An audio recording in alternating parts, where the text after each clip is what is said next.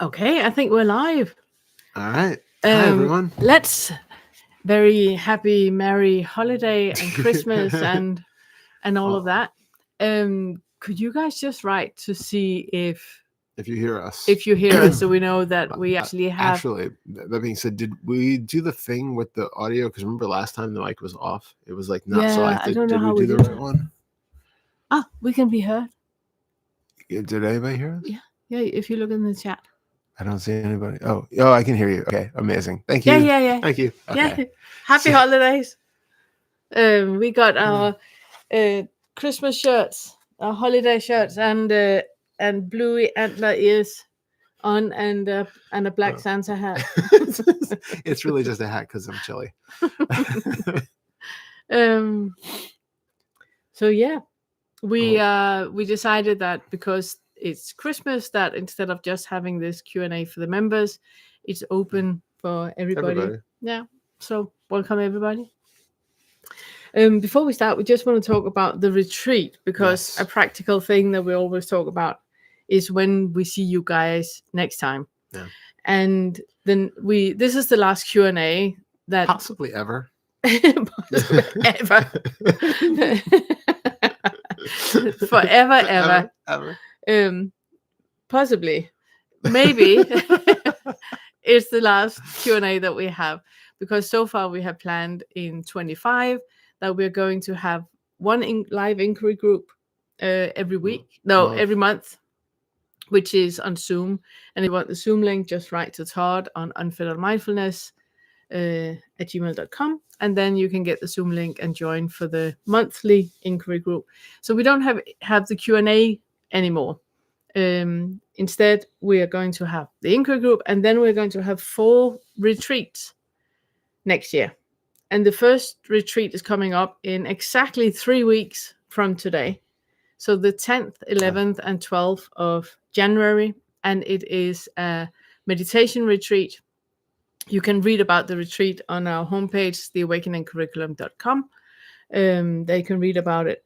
And just a practical thing that I would like to say, because we are in multiple different time zones when we're doing the retreat. It's one of the great joys with the internet and with the way that things are. The world has gotten so much smaller.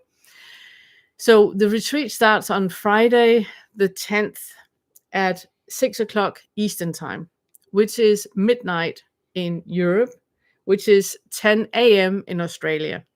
And because it's spread out like that all over the world, we have supporters from all over the world. The supporters that are supporting you guys during the retreat, they will be in Discord.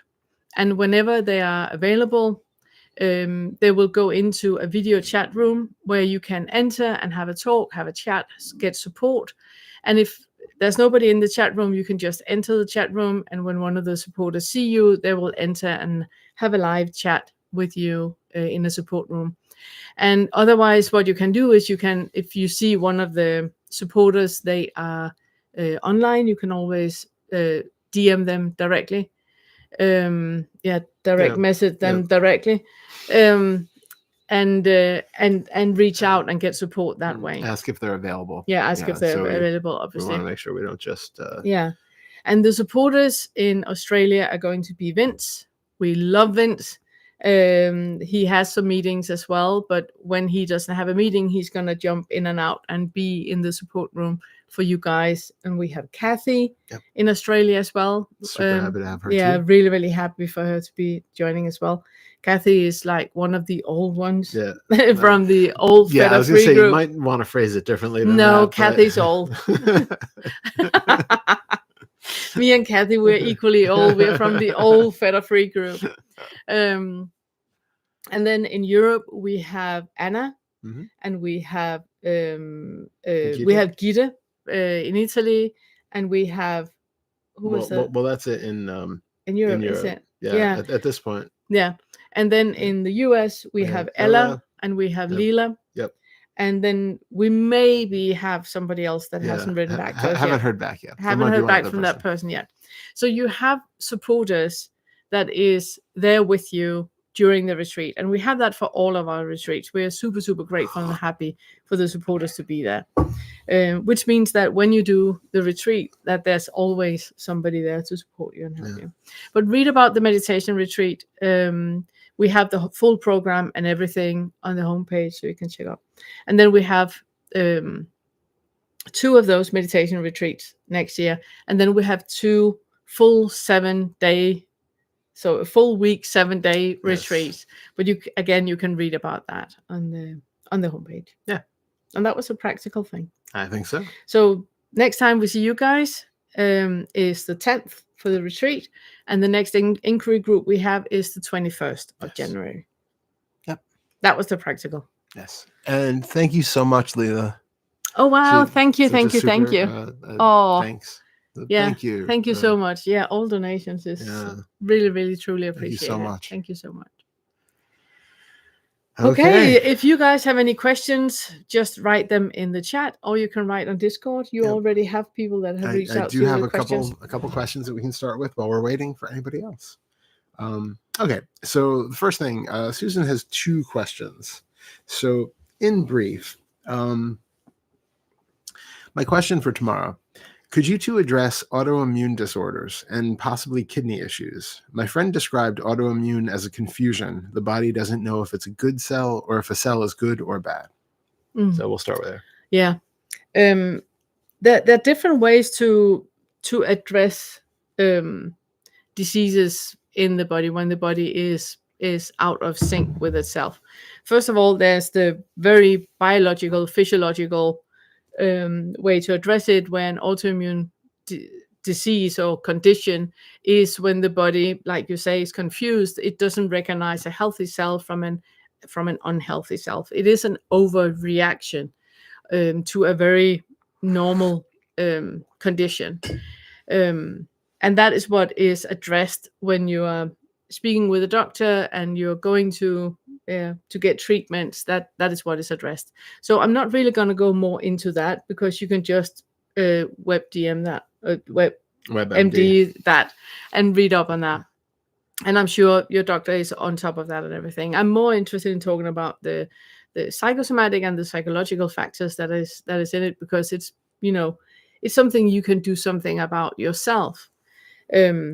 Obviously, with autoimmune, or I also just want to say, it's super helpful if you eat food that is supporting your body. So eat food that is non-allergenic, that is, so, vegan diet, no grains, no any type of preservatives or anything like that. Eat as light as possible. Make sure that you hydrate very well as well. Back to the psychological factors. So an autoimmune reaction is when there is an unaddressed anger.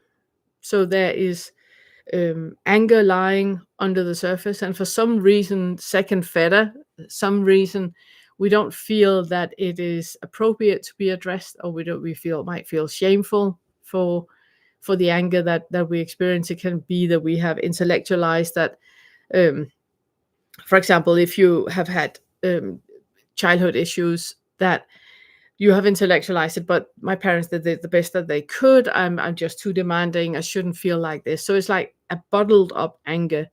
It's a bit the same you see with pimples that people get. It's the same of like small volcanoes of anger that is coming out, instead of directing it in a way that is healthy. Does resentment also count in that camp? Does it have to be specifically anger, or does no? Yeah, resentment is different. Okay. It's different. It's different patterns they have. Anger is that where, because resentment, it has like a hint of blame in it.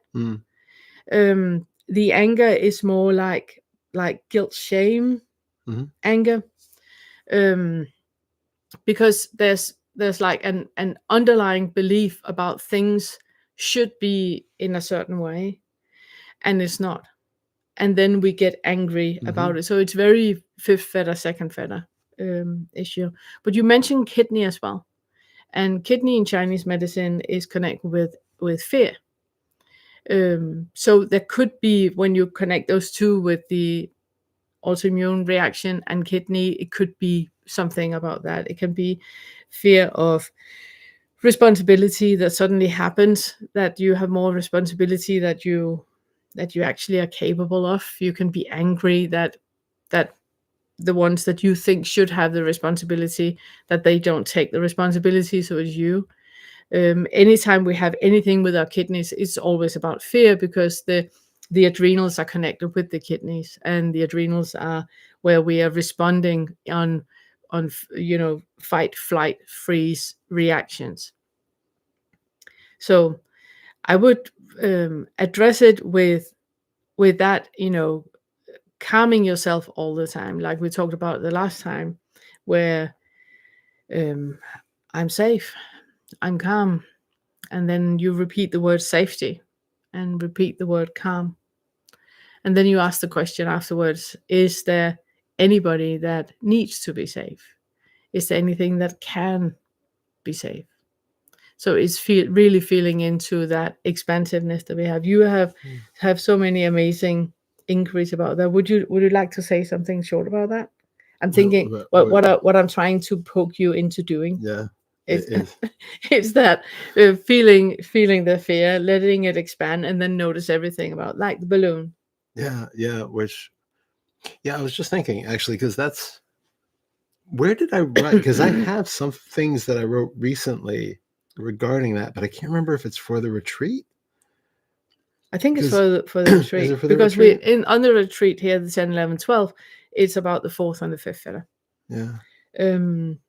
No, okay. It's about that feeling.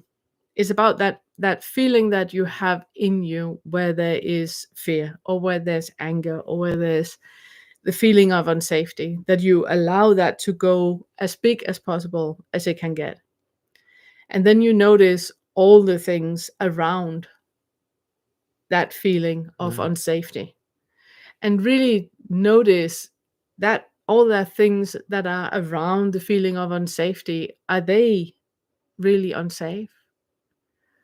And then you can notice, first of all, that the feeling of unsafety, it's so small. It's like Todd's poem with the puppy in a field, that it's so small compared to the entire universe. But it's also about I wanted you to say the thing about the balloon. We were sitting and driving yesterday, right? And then Todd, he says the most brilliant thing, and I didn't write it down. I can't remember. It's that about a balloon without the skin, and that is expanded. What was it you said? But that's not directly related to No, this. but it's absolutely useful for this. Well, it's a line from the poem. Yeah, do you remember it? Yeah. Well, it's the. I can't remember the very beginning of it, but now I'm putting you on spot. You are. You are. Yeah, I'm going to totally screw that up. There you go. I've listened to it so many times well. recently. I'm butchering it as well. Yeah, I'm really gonna I'm gonna mangle it, I think. Mm-hmm. But it's give me a second. It's that feeling of something is perceived as reality, but that perception of reality, it's just a thought. It's not what is reality. I remember it. You remember? Sorry, yeah. You are a blue balloon with no skin. You are air in the shape of a sphere, surrounded by air in the shape of everything else. That was it. You are air surrounded. No, air in the shape of a sphere, surrounded by air in the shape of everything else. Yes, that was it. And that is the sentence that we can't even remember. That's the sentence you should have. Remembering it. Highly recommend that, because it is that feeling of really, really seeing through the entire illusion of all of it. Yeah. Well, because I mean the first half of that was all your territory with the all that stuff, but yeah, it is back to the same thing that we point to all the time. But let's do it again. There's that discrepancy where we're acting out of this belief that what we have in our experience, whether it is that feeling of fear or unsafety, or the ideas about the identification of me being a certain way, or that it should be different, or any of that, what we keep pointing to in slightly differing ways is really that is only that thin veneer of an illusion that any of that even exists. That what that poem, what that little section is pointing to, is that, if all that's there is air, you can create in the mind this fabrication of an idea of one part of air in the shape of something, and then other parts of air in the shape of something else. But any demarcation is purely a mental fabrication. And so it's really just asking to look into any given moment with enough objective clarity to see that what we're actually experiencing is not anything tangible or related to anything else in our external environment like that. And that the relation of the one in here to that thing, to that feeling of unsafety, it just starts to dissolve, because there's no distinction between the experience of unsafety, the idea of unsafety, and the sensations in the body that seem to be telling us that we are unsafe. It's all part of this one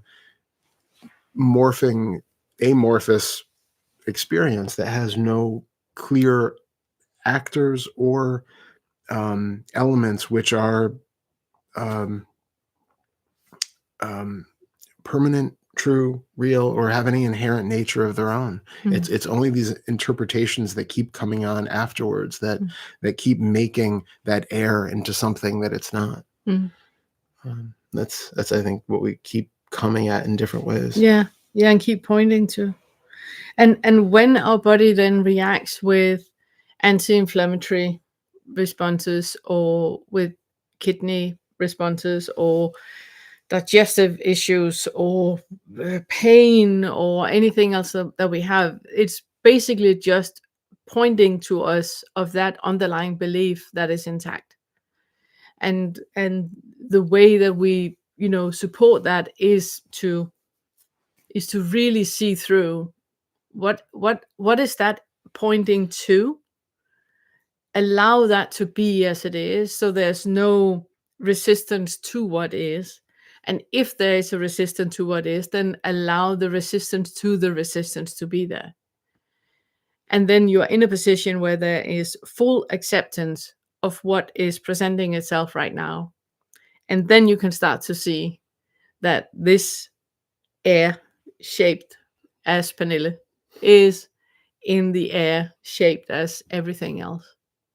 And you also have another poem that I love so much, where you talk about that a leaf is a part of a tree, and it's never not a part of the tree. And a leaf is not, even though it's dangling there and looking very, very individual, it is connected to the tree, that is connected to the to the branch, to the trunk, to the roots, and to the soil, and to everything else. And the leaf can hang on the tree and feel so individual. But in actuality, it is a part of everything. And it's just like us, because this air in shape of Pernille, that is part of the air in shape of everything else, is just air. It's just, it's the same fabric that everything is coming from. And anything we fear can only happen in our mind. It can only happen and is only happening in our mind. If we are afraid of the future, or we are afraid of wrestling in the darkness outside, or anything like that, all of that is in our mind that is happening. So keep coming back to what actually is here right now is is helping dissolving that. Yeah. There were some reactions to it. Was that can anyone tell me how to get to the area for asking questions? Oh, it's right here. Discord, right? Found it. Sorry. You found well it. Done. I put my question under the Friday Q&A section. Maureen, amazing. Thank you. And what's the title of the poem? Kate. Oh God. It's actually oh God, what is the name of it? It's a very long one. It's one of the last ones in the book itself. One Last Grasp at Happiness. That's what it is. And it's it's one of the last. It's like a 10th fetter poem. It's kind of seeing through the 8th fetter, completely fully getting rid of all concepts and then kind of landing you in the 10th. And for everybody that does not know what we're talking about, Todd just published a book, an awakening book that is describing the 10th fetters and the experiences going through an awakening process, but it's all done in non-poems and non-prose. And yeah. It's a not book. It's a not book. It's a very. It's a not quite book. Yeah. So thanks for asking, Kate. Glad to have you here, by the way. Yeah, so nice.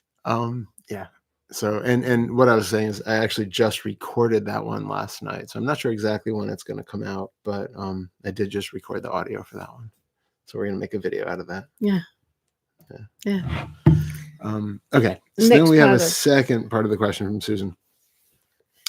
Can you and Pernilla please address the 5th story view for people with aphantasia? I realize I have aphantasia, although I didn't know it was a thing until just recently. I can't visualize with my eyes closed. With my eyes open, I can recall a photograph, but that's a different part of the brain, I believe, than visualizing someone or something. I believe chilling out on the 5th floor would be a great practice for me. I took a short walk today while I had a headache, and I could feel the air on my skin and my leg muscles working and view the trees, and it made the headache much smaller, but I don't think this is the 5th floor. No. Or maybe it is. Thanks again. No, it's 2 different things. If I take the 5th fetter, do you take the other part? Yeah, sure. So the 5th fetter is, the 5th floor, The 5th floor is, it's kind of like a description that I'm using to describe how you kind of get your mental headspace in a position where you can see things without any judgment.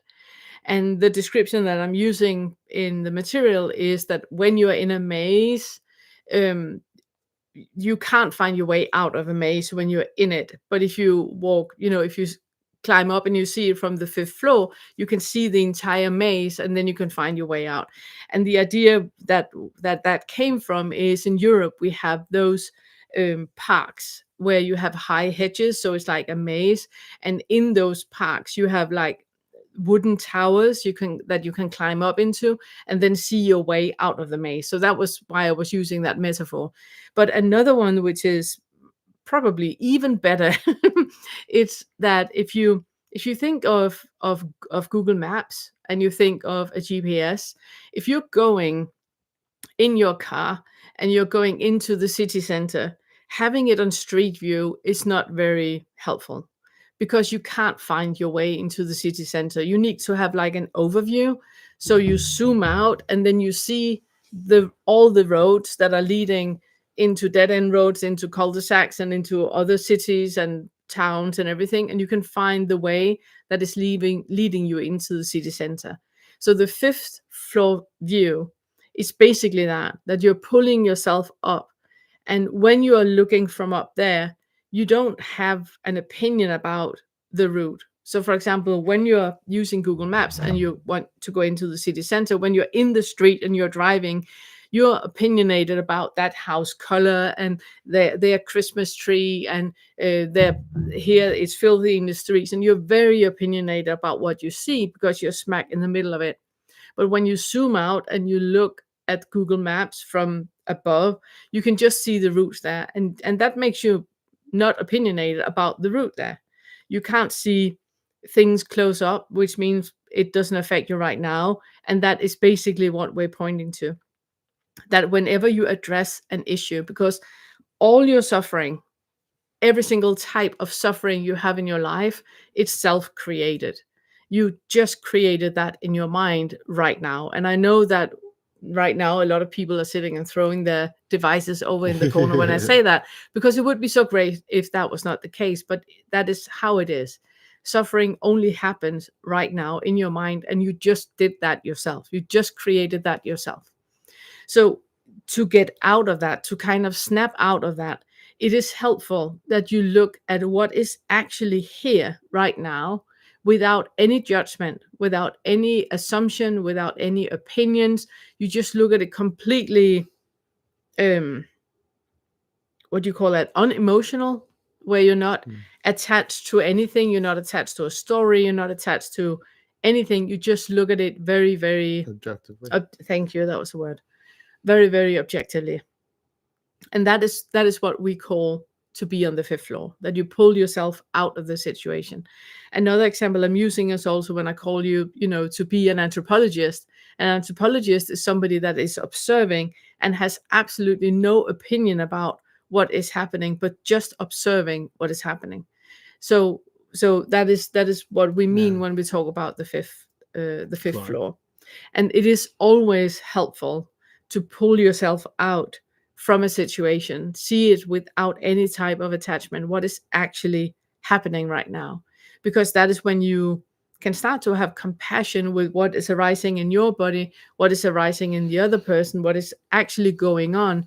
And even though you might be in the middle of an argument with another person, when you pull yourself out like that and see it from above, you're no longer attached to it. You're no longer attached to win the argument or win or deliver or convince or anything.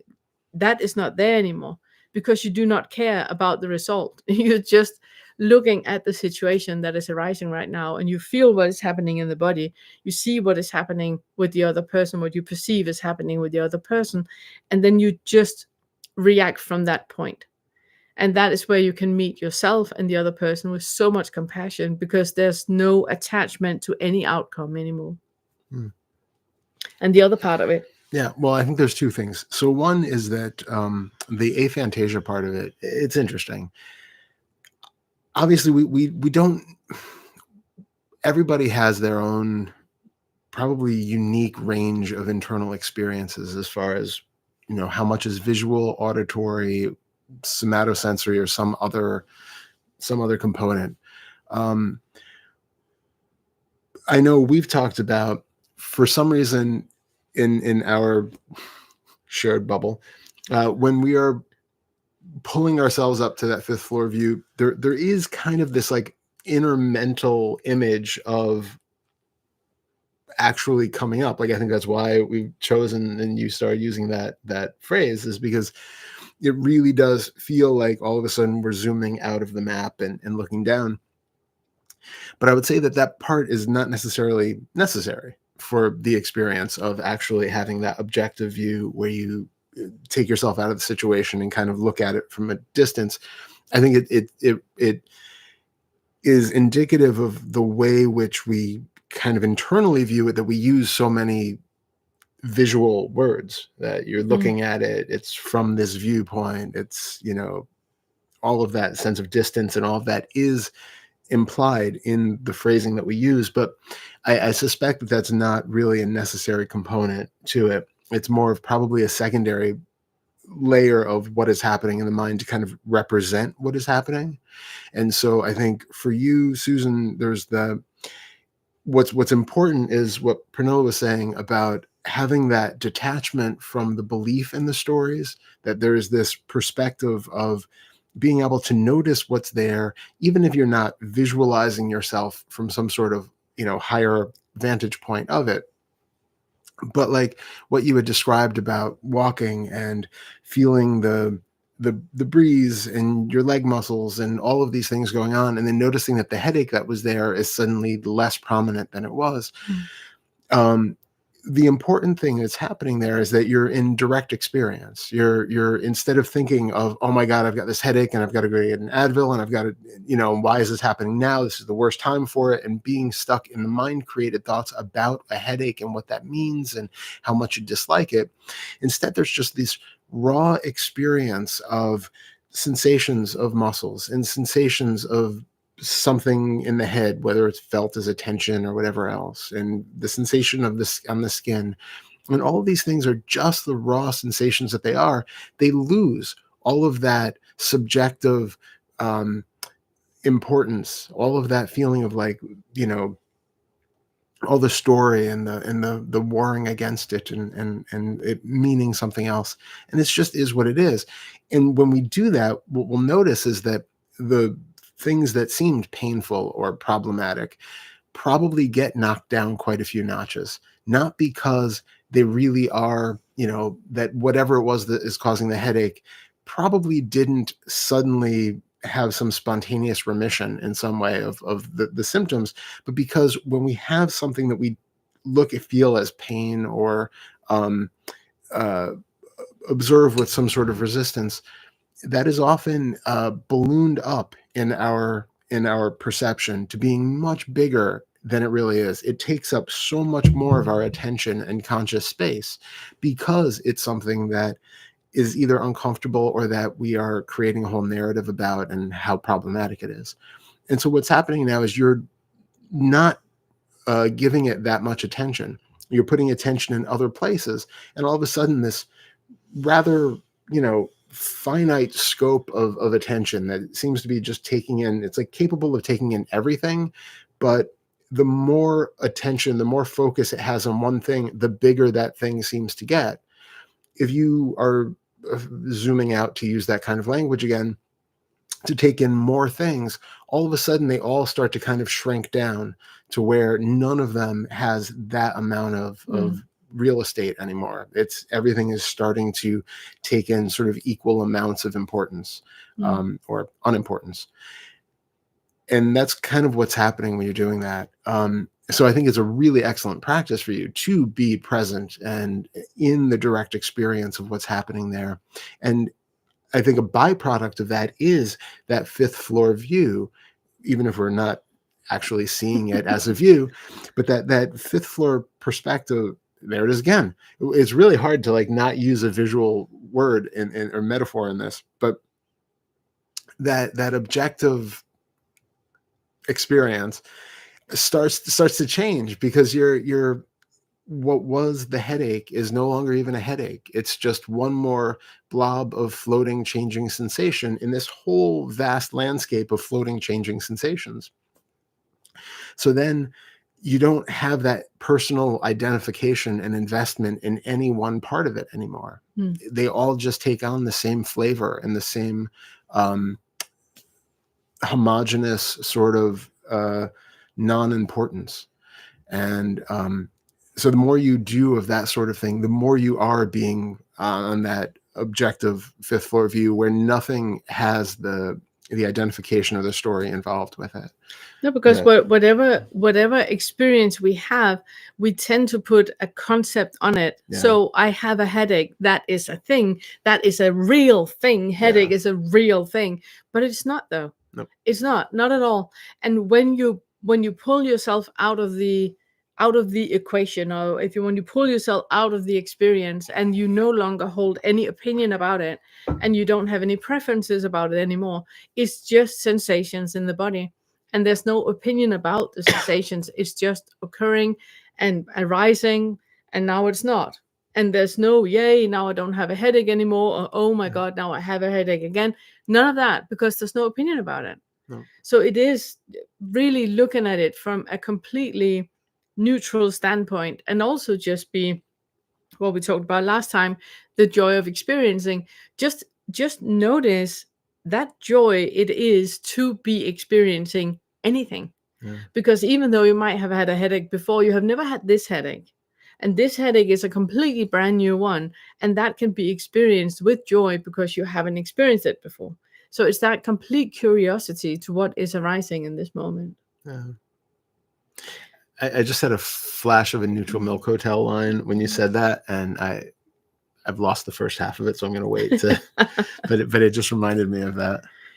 The other thing I also want to point to is that connecting with nature. Whenever we are locked into our minds and believe that we are suffering, like I have pain in my body, or I have a headache, or whatever is going on, I'm depressed, or whatever is going on, and we really believe that to be real and true and substantial, connect with nature outside. Go for a walk, hug a tree, roll in the grass or the snow outside. Breathe deeply. See if you can breathe, how many clouds you can breathe in a minute. Outside, connect with nature, because it is where we connect with, yeah, with, I don't mean reality, but it is where we connect with reality. We connect with something that is bigger than little me, that is right now feeling that little me is huge, and my problem is the only problem in the world that actually matters. Whatever's going on in other parts of the world is nothing compared to me, that just had a bump in my car, or is Yeah. depressed or anything. This is so much bigger than anything else. So get out in nature, get a real perspective on it. You're absolutely delusional when you believe that you are important, and that important. Yeah, absolutely. Love that. Yeah. So connect with nature. Amazing. A lot of things have happened over there. Yeah. So first of all, Susan, thank you so much. She donated $50. Oh my So goodness. thank you Thank so you, much, thank you, Susan. thank you so much. That is And so kind. let's see. Leela said, fascinating discussion on aphantasia. Explains how everyone, not just people with aphantasia, represent the world internally differently than everyone else. Bubble of reality. Yeah. Does everyone have different minds? Yeah, okay. And so she posted the link to a video about, does everyone have different minds, eyes, and ears and tongues? So Amazing. super interested for that. Oh, and then thank you. Grace Happens donated $20. That's Thank you so so amazing. much. My goodness. It's amazing. Thank Thank you. you. And then I cannot read that name. Yeah, I can't read it. Something 2000. What can an unresolving cough represent? It has been a persistent daily occurrence for years.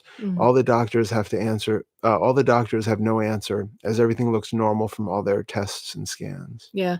A cough, the first place we should look, because the first place doctors look, it's always, in your lungs, if there's anything with the lungs. The next thing we should look, which a lot of doctors, GPs, they overlook, it's the heart. That there might be heart issue, there might be something about the valves, there might be something that is affecting it. So if that has been checked, then we can look at other parts. But make sure that you have checked your heart. Even though if you don't have heart history, or you don't have family heart history, look at it anyway. Lots of things can happen in the body that we're absolutely not aware of. When we are coughing, it is the human way of barking. I can say that. Yeah, you can say that. So it's the human way of barking. It's a way where we bark at the world, that there's something happening in you that you either need to voice, that you need to express, but for some reason you hold it back and you don't think so, and you don't believe that you can express it. When you have consistent cough issues, it very often goes hand in hand with thyroid issues as well. The thyroid is sitting right here. It's the connection between the intellect and the body. And that consistent cough barking at the world is because there is a dissonance between the intellect and the body. So there's lots of different things you can do. The first thing I would recommend you to do is to use the Move into Awakening video that we have, where we stomp, and we have 12 daily exercises that we do, and a lot of them is about body movement, about stomping, about shaking, about allowing the body to express the way that the body needs to express. When you do one of the exercises, which is called the existential release, it's basically where you sit on the floor and you move over the pelvic. So you lean forward on an inhalation and you exhale when you lean back. So there's a tilt and a kip happening in the pelvic part over the root chakra. When you move like that, at some point, it's kind of like the body is taking over, and you start to inhale like bellows and you exhale like a bellows, and it's just the body that is doing it. That will slowly go quicker and quicker and quicker. And for a lot of people, that ends up in a huge roar. So have a pillow ready, a towel ready, something that you're going to hold up, and then just release, release, release, scream, roar, yell, cuss into the towel or into the pillow so you can get it out. After that, you would sit with such a calm, calm, calm, calm sensation in the body. And there will be a clarity to you about what this is really about. What is it that you have held back? What is it that you believe that you, if you are a woman, that you can't express? Because, we're not noisy, and we're not, taking up space, and we're not trying not to be in the way. So we're not saying no, and we're not doing all of these things. When we don't do that, and we have very, very clear signals from the body about our boundaries, it comes like that or cough, simply because we're barking at the world. It's the body's way to indicate to us that there's a boundary here. I do not want to cross this boundary, and you keep doing it. I'm not on board with this. So yeah, I would say, yeah, try that. And then also stay tuned on the channel, because in the new year, I'm going to make a lot of videos about the move into awakening, how you connect all the intellectual understandings of the curriculum into the body. So it's becoming more an integrated part of your everyday life. And then also we have a retreat next year that is Move into Awakening. So it's a full week, 7-day week retreat where we do all these body exercises, and we connect the psychological and the physical and the emotional sides of thoughts and of experiences in the body. Amazing. Good. There's another kind of follow-up question on that from Scott, just about GERD. I forget exactly what it says. I think it's a gastroesophageal reflux disease, something like that. Oh, okay. Anything with the intestinal tract, anything that is like Crohn's or colitis or reflux or anything like that, IBS, everything like that you have, it's that there are topics in your life that is hard to digest. So there are things that is happening in your life that you're not on board with. Again, it's a boundary thing but it doesn't mean that you shouldn't do it. You should just catch up with what is actually happening and adjust what needs to be adjusted. But there's something that is hard to digest. There is truths happening in your life that is not in line with your underlying beliefs, and that gives those nausea, reflux, digestive issues. Okay. But now I'm only talking about the psychological. I'm not talking about grains, because you guys, grains, they absolutely can cause all of this. Yeah. And let's see. Leila said in the Eagleman podcast, they discuss how people with visual aphantasia, as opposed to multisensory aphantasia, actually have the same or better localization in space Interesting. the floor as normies. So interesting. And then aphantasia is so interesting. And then Susan Kremen donated 20 euros. Thank you so much. That is amazing. Incredible. Thank you. And Grace as well. Yeah, we mentioned we already Grace. said that. Grace Thank you. Thank you so much. It's so amazing. We're so amazingly grateful for this. Thank you so much, you guys. It makes all this possible. Yeah, we're not charging for anything that we do. Well, except for sessions. Sessions, retreats. But I mean, all the stuff and all the stuff we put out, the entire curriculum, which has been 2 years work to make the curriculum. There's been a lesson every single Monday for 2 years, and it's been a lot of work to do that. All that is for free. Yeah. Every single inquiry you do, meditation you do, all of that is for free. Every single group we have, all of it is for free. And it's only possible because you guys are donating. So the people that cannot afford to come to one-to-one sessions and cannot afford to buy a course like the Awakening curriculum, that they have the opportunity to do it. So it means so much to us. Thank you so much. Thank you so much. Yeah. Thank you. Marianne said, thanks so much for the releases. I've been coughing a lot lately, especially at night. I'll see my doctor and start doing that rocking exercise. Yeah. I tried it sitting here and the body does take over. Yeah, it's amazing, isn't it? Yeah. Similar to the way TRE, the body takes over in Tremors. By the way, Yeah. love you. Aw, Ah, thank thank you you. so much. This is sweet. Oh, by the way. By the way, love you. That's so nice. Okay, so we have a question from Ben, but then I was also scrolling through on the Q&A, and I found the one from December 7th that we never saw or answered. Oh, So goodness. I don't know if we want Yeah, to no, I also go think, back to that yeah, I one. think we should do that. Do we want to do that one first or is a new one? Well, if the other First. one person has been waiting since the 7th. Well, it's Ben, same person. So he had Oh. one from the 7th, and then he has one from yesterday. Let's take the one from yesterday first then, Okay. because it might be more Relevant. Yeah. Where'd it go? Nope, sorry. I think it would have been faster if we did the other one. Here we go. Okay.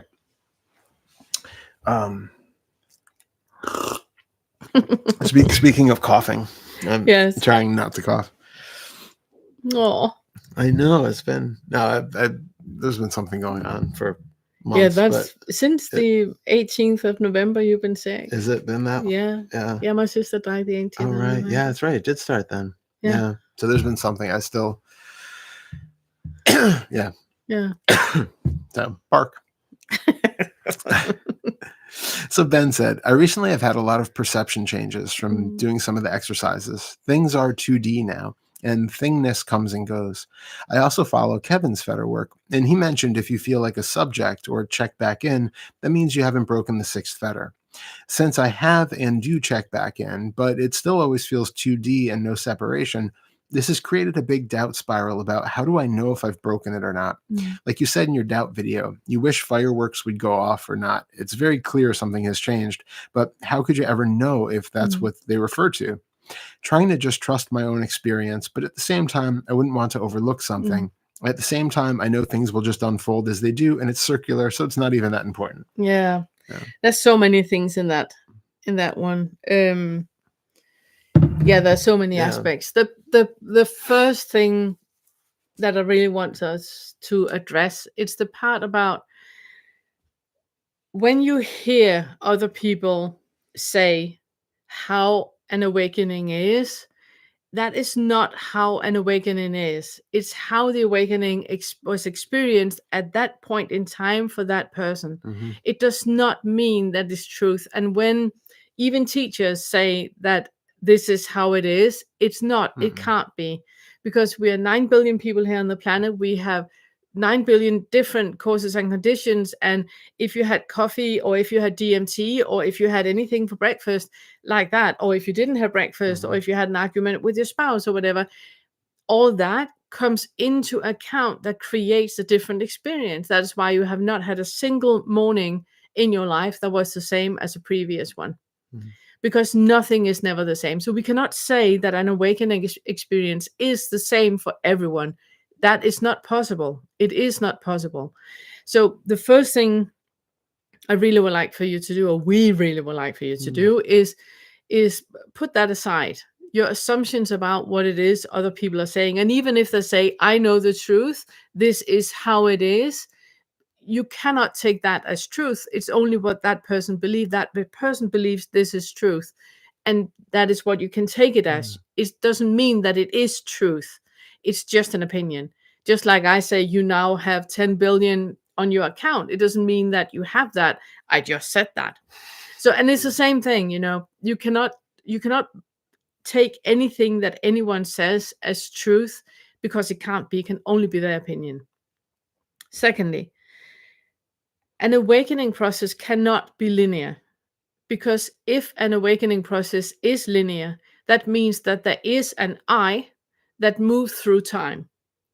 There is not an I that is an illusion, and time is not real, it's just a dimension. So there cannot be a linear process. That is not possible. Even when we have a biological meat suit here that seemingly is moving through time, it's still not a linear process, because nothing is. That would mean that there's something here that ends and something else appears. That is not how it is either. And it would also mean that there's something substantial that is moving and experiencing different things that are substantial as well. That is not how it is either. And it's why we address the four impossibles in Buddhism so early on in the curriculum, because that is one of the delusions of it, that there is something substantial and that there is something permanent, and neither exist. And that's why we put so much emphasis when we talk about awakening on it being a circular process. It is what we call a wheel. You can call it Fred if you want to. You can call it anything you want. But it's just that understanding that peeling of an onion, or that circular movement where we have an insight and go back and see, have I really understood this? And then you go a bit forward and go a bit back and see, have I really understood? That is how it is with biological processes. It's 2 steps forward, 1 step back. And also why you guys experience that you saw through self and everything just fell away, and then you wake up one morning and it feels like everything is just back. That is not possible. It is not possible. It is a new experience that has arisen. You have just forgotten how it was to feel like a self, because the self that you feel as now is not the same feeling as a self that you had 2 weeks ago or 5 years ago. It's just how your brain is deluding you to believe that it is the same experience. It's not. Love that. That was one part of it. Yes. You go on with the next part. Yeah. Well, okay. So I figure out how to go into the, because there are a couple different parts. Well, there are a couple different parts. There's the 2-dimensional thing, but then there's also well, I mean, you talked quite a bit about really the doubt aspect of things, because all of that is what, if we have that feeling of doubt or questioning what our experience really is, it's because we are comparing it to what we've heard from somebody else, and we're just taking our current experience. And what's really important about it is that doubt doesn't happen in a vacuum. It has to be there because there is some habitual pattern of not being able to feel like you trust yourself or trust your experiences, that there's this feeling of, well, that person knows something that I don't. They are in some way on a pedestal or more advanced, or for whatever reason are more trustworthy than these experiences. And that alone should be pointing you back to looking at some deeper issues in the second theta realm, where there's maybe something there that is just, it really needs to be met, so that you recognize that, damn it, this is the way things are. And I don't care what anybody out there says about it. Like, there is absolute conviction that this experience is this experience. Now, what you make of that experience, that's another whole conceptual bubble that you're putting on it. So the first thing is to recognize that what is here is what is here. The second thing is that there's this feeling of this conceptualization that we need to do to put everything into some sort of box. And that's why we're so adamant about the fetters not really existing, and that it doesn't really mean much even to say that a fetter is broken. We use those words, but like Pernilla was saying, if there's nobody there to break a fetter or to persist in one way and then suddenly shift and then forever persist in another way, this idea of breaking a fetter or completely, having this permanent shift in perception just doesn't really make sense in that regard. What we have are these ever-flowing, changing, processing movements of behavior and experience, and those tend to have a certain coloration when there's this feeling, when there's a belief in identification, when there's a belief in a self and an identity. There's a certain hallmark to those sensations and those experiences that tend to be very much circulating or spiraling around the drain of me. It's like everything is pointing back to this me. In every experience that we have, it's how do I relate to everything else and everybody, and how are they thinking about me and relating to me and all of that. And as that starts as that funnel of experience starts to kind of dissolve and open up, the pattern of behavior and experiences just change a bit, that they're no longer as self-referential. They're not coming back to that place all the time. They're not looking out at everything as a way of reflecting back on this version of me that I believe exists. And as you're working through all of the different fetters and having all of these different experiences, those are new conditioning that's going in, and it's changing the system so that the experiences tend to take on different flavors. But it's not a linear one and done kind of pattern. An ever changing, more nuanced uh, evolution of experience. Mm. And when you say about if there is checking back in here, it's fine. Instead of getting hung up on whether or not the sixth fetter is completely gone or not, look into what is it about that looking back that, well, for instance, what is it doing? Mm. Why? How is it being experienced? Is it simply that thing where we talk about, like, if you stare at something, at an object out there, that it feels like there's this kind of pulling back in that's happening? If so, notice what that really is. It's not actually a problem that there is a movement back and forth. It's that there's an implication in there that if I'm staring out there and then turning back in, or I feel some sort of sucking in or inhaling in or pulling in with the eyes or something, it feels like it's reinforcing a sense of a witness or a self of some sort that's internal, that's separate from that thing. And it feels like there's that candlestick is out there. And so I'm coming back in to check in and know it here. But all that you are actually experiencing is movement in the eye muscles. Mhm. All you're experiencing is maybe some pulling in of the muscles in the chest. Notice what is really there, and notice what is being made of it. And it's that what is being made of it that counts in what we're talking about with the identification here. It only feels like there's a candlestick out there separate from something in here if there is this um, um, added layer of expectation and assumption that's put on the experience. The eyes are always refocusing. Mm. Like, you can't stare at something and have the eyes not move around and flit and refocus and try to take in different parts. And as it's doing that, you can feel this pulling in and out movement around it's I mean, literally the muscles are like squeezing the eyes to help them focus and to change, perspective. Um, and the body is doing all of these things. And I think the question is how much we expect our biology to change Yeah. by waking up. And it just keeps bringing us back to I don't know, the non-existent elephant in the room, that we don't even know what awakening is. So to have that idea that there's going to be some permanent biological shift, or something in the brain completely changes, or um, I think where this is maybe more complicated nowadays than it would have been a couple thousand years ago, is that we know just enough, like a little tiny bit, that about the fact that there might very well be biological components to a lot of these experiences. There's probably a lot of brain chemistry involved with it. And we don't know the causality of it. We don't know, how much of it is just um oh, it's the word, not causation, the other one. Conditioning? No, not coincidence, correlation.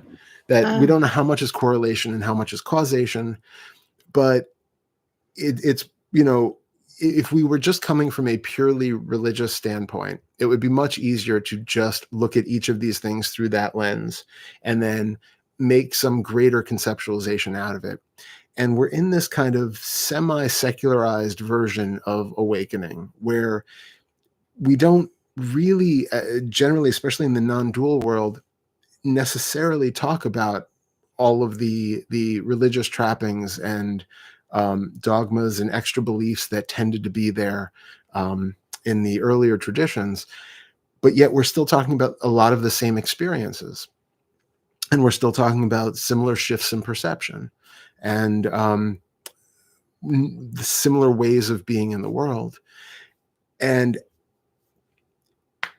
it's harder when we are, if we pin it down to certain parts of the brain working in certain ways, to believe that having some sort of perceptual shift or doing this kind of work is suddenly going to, like, completely rewire the brain in some fundamental way that it's completely incapable of ever being in that earlier state again or something like that. And we do know, I mean, they do studies and people who have done long-term meditation and inquiry, there are physical changes in the brain. Like that is actually visible and demonstrable. It's just a question of how permanent those things are, because we also know that the brain is incredibly plastic. And you can be a world-class virtuoso musician, and if you stop playing your violin for 15 years, those parts of the brain are going to be reallocated to something else. You are probably going to have lost a lot of your dexterity and musicianship. So I think with all of this, there is something to be said for staying consistently engaged with it, and for noticing that if it feels like there is something here which is now looking out at something, or it feels like there's a checking back in with something, that's not a failing, and it doesn't mean that you are not, well, we often say that it's not like anybody's ever done with anything, but the idea that because you're not checking in right now, let me rephrase that sentence. If you're not checking in right now, looking out and then catching yourself checking back in with something, it doesn't mean that that is completely off the table for the rest of your life. It is something just to be aware of, so that if it does happen again, that's not a failing. You haven't suddenly regrown a fetter. You're just dang it, I regrew the second feather. Dang it. I regrew it. Bloody second feather. I know. Just notice that, okay, this is a new experience again. I haven't felt this in a while. What is it that this is doing? Am I actually even checking in with something? Is there checking in with something happening? Look at the phrasing of it, look at the actual experience of it, and just use that as a moment of inquiry. And then perhaps it just goes again. And then I would also say, play with the sixth feather. Yeah. Because we have, there is one of the sixth feather is the fun feather, because that is where you completely question the subject here and the object out there. And when you're doing the exercise of where you're looking at something, and then there's like this checking in, coming back, feeling that it's here. If you have noticed that, okay, it's more than just my eyes moving about, and it's more than just a contraction in the chest. It feels like more than that. Then see if you can go to the object out there that is looking back at you. So it's not like here checking back in, but it's a looking out there. So if you're looking at a tree, see if you can be the tree that is looking back at you. And that is one of the fun things about the sixth feather, that you can move your perception around, because all of it is just in your mind. You can be the tree and observe from the tree, experience from the tree, just like you can experience how it is to have feet touching the floor when you are sitting cross-legged in a chair, for example. So yeah, so I would say just play with the sixth feather, and then the more you practice all the exercises in the sixth feather, just like riding a bike, it's just the easier it's going to be. So for example, when you're sitting and looking at something that is 3D, you can shift it to 2D and shift it back to 3D. And that is a bit like those stereograms that you look at, and then suddenly something becomes 3D. It's the same. The more you practice that, the easier it is. And you just look at a stereogram and immediately it's 3D. So it's a bit the same thing. There's nobody, unless they're brain injured, that are experiencing the world 2D, because you cannot function in a world when the world is 2D. You only have width and height. You don't have depth, which means you cannot discern if what you're seeing is a leaf on the ground or a hole in the ground. You cannot see how far away a car is from you and with what speed the car is approaching you. So you cannot drive a car, you cannot function in the world if you see the world 2D. So it's not something that you want to achieve or live in, because you cannot function without support in your everyday life if you do not have 3D vision. Yeah, I was gonna say, I know like Kevin and Christian talk about it being like 2.5D, where it's like but I think I know what they mean in regards It's to just like that they have practiced it, well, so it can well, swoop in and out. well, yeah, but I think it's also like the difference of like if we look at a television, you both know that it's a two-dimensional screen, but also you can play with the, we interact with a TV as though it's three-dimensional, or we interact with the characters in the TV and the scenery in the TV as though it's three-dimensional, but we can also still clearly see that it's Yeah, two-dimensional at the same like time. the screen now. Exactly. You guys look at us right now, and you look at us and you interact in this video and this talk that we have here as if we're 3D. Yeah, We're not though. we're not. We are 2D because we're on a screen. Exactly. That's not 2.5D. No, That but is just normal functioning, but it, awareness about what is happening in the brain. Exactly. But I think it's that thing where in our perception of the visual field, we normally interact as though there is this absolutely three-dimensional depth of field all the way around us, and that it's a three-dimensional world that goes 360 degrees all around us, in this sphere, and we are located right in the center of it. And it's that extra layer of depth that we put on it conceptually and also just sort of naturally by the brain, where it's creating this sense of depth and distance. I just knocked my phone into the mug of tea that was sitting below it. Hence my depth perception, maybe not all that great after all. Well done for coordinating this with the 6 photo. Thank you for that. No, but that's the way that we kind of start out processing. And the difference is what we're talking about is that it's also possible to recognize that the actual visual field that we're seeing is just as two-dimensional as a television screen. Basically, our visual field in its entirety is effectively a movie screen. That we're not actually seeing depth. We're not actually seeing distance. It's implied by shadows and shading and one object being in front of the other and perspective. Exactly. The perspectives of size and things like that. That's all an implication that is on top of the actual two-dimensional visual field that we have. However, our interaction with it, the actual function of a body moving through that world, is hopefully where you do have a three-dimensional capacity also, so that you're not walking in front of buses and falling down manholes that things like that. I had a brain injury at a point where for a very, very long period I only had 2D vision, and it's why I'm with such conviction saying you cannot function in the world with a 2D vision, because when you only have width and height and you don't have depth, you knock everything over whenever you reach your hand out, because you have no idea the distance that the cup is from where you are. And I was, when I was out and about, I couldn't be out and about on my own. My brother would be with me and he would walk next to me. Is the phone okay? Yes. And he would walk next to me and keep telling me, you can walk, it's fine. You can walk, it's fine. You can walk, it's fine, it's fine.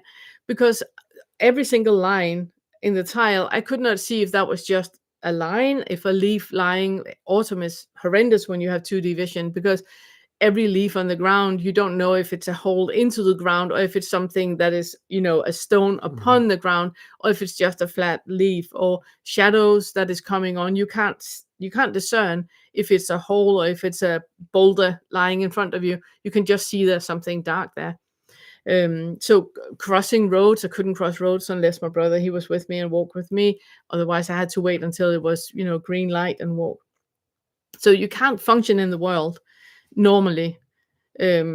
Drive a car. You can pay your taxes, but you can't drive a car and function in the world with a 2D vision. So it's not something that we strive to experience, but it's something that you can practice. And like Todd, he said, that everything you see, it is in 2D because it's seen in here.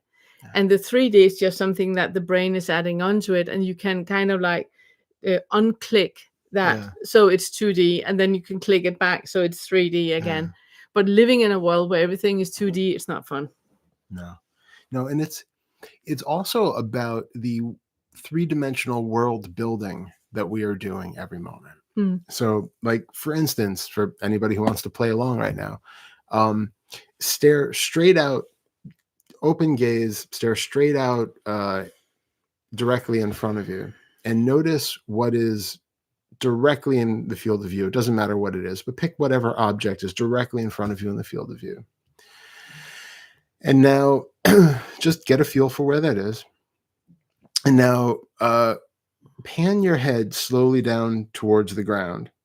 While looking Well, at the thing? Or no. Sorry. Just keep your eyes straight and then turn your whole head so your eyes are scanning down across the ground. So your head is coming down and your eyes are just going with it. So now you're looking maybe 2 or 3 feet in front of you, and just notice whatever object is directly in front of your natural gaze, 2 or 3 feet in front of you. And whatever that object is, notice that that is still in the exact same position in your visual field as that first object was. But you have, I'm assuming, a sense that that other object is maybe 4 or 5, 6 feet higher than this one and out at a certain distance across the room. That, in other words, the original object still exists, even though you can't see it, and that it's somewhere in space higher and further away than whatever object it is that you're looking at right now, 2 or 3 feet in front of you. But within the confines of your actual visual field, in this moment, that object that you were looking at is in exactly the same height and center of your visual field. But it's that 3-dimensional world building that we do, where we then compile this with a memory of what was just there a few minutes ago to create a 3-dimensional world that's around us. But if you look at just what is in front of you, 2 to 3 feet away, in the center of your field of vision, and if you take in the periphery of the vision from left to right and take in the periphery up to down, so you have the full view on display, there is no indication that there is actually a 3-dimensional distance to your visual field. In other words, there is where the visual field is happening is not at a separate distance from anything that is seeing it. It is as close as can possibly be. And this visual field does not relate to any other imaginary visual field or memory of a visual field that could be possibly showing up in the mind. This is all there is in this moment, exactly as it is. And if your head comes up and you take in the other object again, there's this immediate feeling probably that there's a recognition of this first object and a feeling that the other object is now below you in some way, or lower down, closer to the floor, closer to your legs, however it's experienced for you. And it's that connection of one visual field to another visual field, even when the two are not happening concurrently, which is creating this sort of 3-dimensional world around us. Yeah, I love it. You have another exercise where it's also in the 6th feather, as far as I remember, where if you're sitting and looking straight, like we just did, so you're sitting and looking straight at something, and you feel how your eyes are located in the sockets right now. How does it feel to look at what is over there, far, far over there in your eyes? And then you close your eyes. And you're still looking with your eyes, even though your lids are closed. You focus on still looking. So you kind of like look at your lids from the inside and feel how the muscles in the eyes is contracted just the same way. Now I would like for you to open the right eye and keep the left eye shut. So you open one eye and keep the other one shut. Focus now completely on the right eye that is looking out there at the thing in the far, far distance. And now focus on your left eye that is looking at the darkness. Do you see that both are happening in the same plane? The eyes are looking in the same way. The stimuli that is coming in with the eyes is different from one eye to the other. But that is just an overlay that the brain is adding to what you're picking up with your retina. But the looking in the eye is the same and is happening in the same plane. It's not like one is close with the left eye that is closed, and the other one is far with the right eye that is open. It's happening in the same field. Yeah. I love that exercise. Thanks, babe. You did it really well. Thank you. I had a very good mentor. So yeah, I think we basically covered. I think all we went that into one. a bit of a rabbit hole with that one. Yeah, But a a lot of things came up while we were talking. Let's scroll up. Sorry. Oh. Sorry. Taking out everything today. Noah said, no technology is safe around me. Not today. Not today. Noah said, just a quick thank you for all the amazing work you both do. Your teachings around the eighth fetter have been instrumental. Thank you so much. Happy. Amazing. I'm so happy. I was so Thank you. nervous before making the eighth fetter. So I'm really, really happy you're saying that, Noah. Thank you so much. I was really, really concerned before I did the 8. Oh my goodness. Yeah, I had so you many were. conversations with Todd. Yeah. And it ended up with being, I kind of figured out what is okay to talk about, this and this and this and this. And then there's only one lesson that I'm really concerned about people watching. So there's so many warnings before that. And the rest of the 8 fetter I'm just talking freely about. So I'm really, really happy you're saying that. Yeah. That was my biggest concern before I started making the curriculum. I was really concerned about that specific lesson. So thank you so much for that. It means a lot. Gita said, I am curious about the origins of tinnitus which appeared as a child. Yeah. Yeah, Gita, as you know, I'm autistic too, and I have tinnitus all the time. Tinnitus is that, for anybody who doesn't have it, well, I think we all have it more or less. It's that sound that you can hear all the time. For some, it's like a deep hum. It's like a truck or a van standing with the engine on a bit further down the road. For some, it's a very, very high pitch alarm sound that is happening. I have it a lot in my right ear right now, not so much in the left ear. The way that I use my tinnitus as a guide is kind of when I know that I have had enough, that when my brain has had enough, and I start to get tired and my brain needs a rest, because then I notice that my tinnitus gets louder. If it gets louder in my right ear, which it is right now, it's the doing. It's the sitting here and doing and being active and speaking with you guys and being on like that. If it's louder in the left ear, then it's more about the emotional and internal state that I'm in, that there's something that is overwhelming right now in the emotional internal state. So it's two different ways that I'm dealing with the tinnitus. The right ear, when I have it, for example, right now, I just touch Todd. I sit at stim with my fingers underneath the screen, which can't be seen. I twirl my hair. So I kind of like soothe myself and calm myself in, and also just remind myself that there's no doing involved in this. This is just an occurrence that is happening right now. And when it's on the left side, on the more emotional internal side, then it's just coming back second fetter, finding out which one is it, fear, anger, guilt, and shame. You pick, and it's one of them, and then you just do the mantras for that, where I'm safe, I'm here, and that everything is as it is, and the exercise that we started by talking about, where we really notice what is actually here. So allowing, if I feel overwhelmed, allowing that overwhelm to be there and to be bigger and to expand as big as it gets, and then notice what is on the other side. Where is the barrier between that overwhelmingness and what is on the other side of it? So like there's like air in the shape of an overwhelmed Pernille here, and then there's air in shape of everything else around me, and that kind of like calms the entire perspective of it.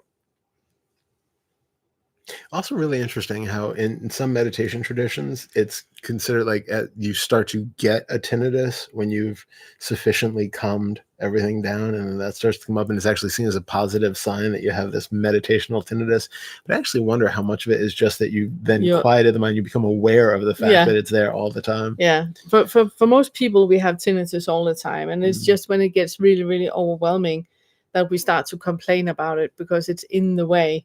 Instead of just seeing that this is just another way for the body to connect and communicate with us, and it's a really, really loving act from the body that is telling us, okay, you're not here right now, you're not present right now. I need you to be right here right now. The body's really, really good at reminding us of that. Every single time you have pain, it's a reminder of come back to reality. Do not be in your mind. Okay. Let's see. Oh, Kate said woof. So she is Oh, barking without the cough. She's oh, oh, there we barking go. without the intermediary of the cough. Yeah, there we is go. what- You could just bark away. Ben said, "Thank you guys for answering. You can just answer this question." Okay, so we don't have to go back to Okay, the okay. other Thank one. you, man. Susan said, "You both amaze me. Thank you for your love and for reminding me of the love all around me." Yeah, Absolutely. yeah, absolutely.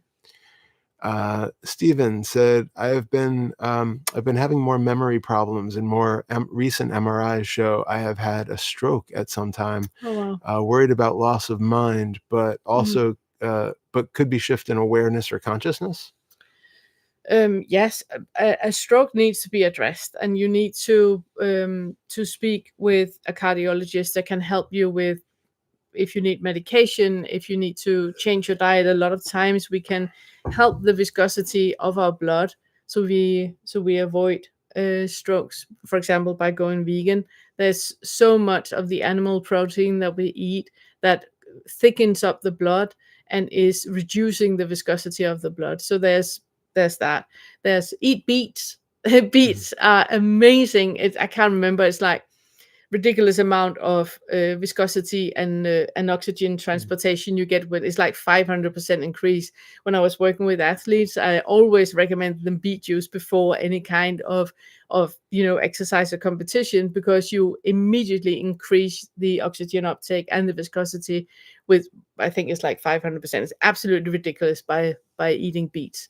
And you can eat them raw, or you can cook them, and you can do whatever you want with them. This little one, he eats pounds of beets every single day. So we keep him here in full viscosity. my insides are very slippery. You are very slippery. So make sure that is sorted, and also notice that when you eat grains has this a bit like when you boil pasta, wheat pasta, and you put your hands into them, it has that stickiness, and it's the same thing that's happening with your blood. So there's lots of stuff you can do with your diet to support the viscosity. What was the other question? Well, If it could be a shift in awareness. shift in awareness or consciousness. I think that anything big and traumatic that happens in our lives, no matter if it is like a loss, or if we get fired from our job, or we are moving, or a breakup, or a chronic disease, something that is happening, is an invitation to wake up. It is. I have yet to meet somebody.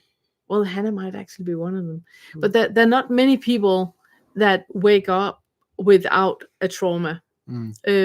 Most people, they are pushed out of their comfort zone into discomfort, and in that discomfort they start to realize how much is actually reality and how much is perceived reality. Yeah. And in that lies the awakening.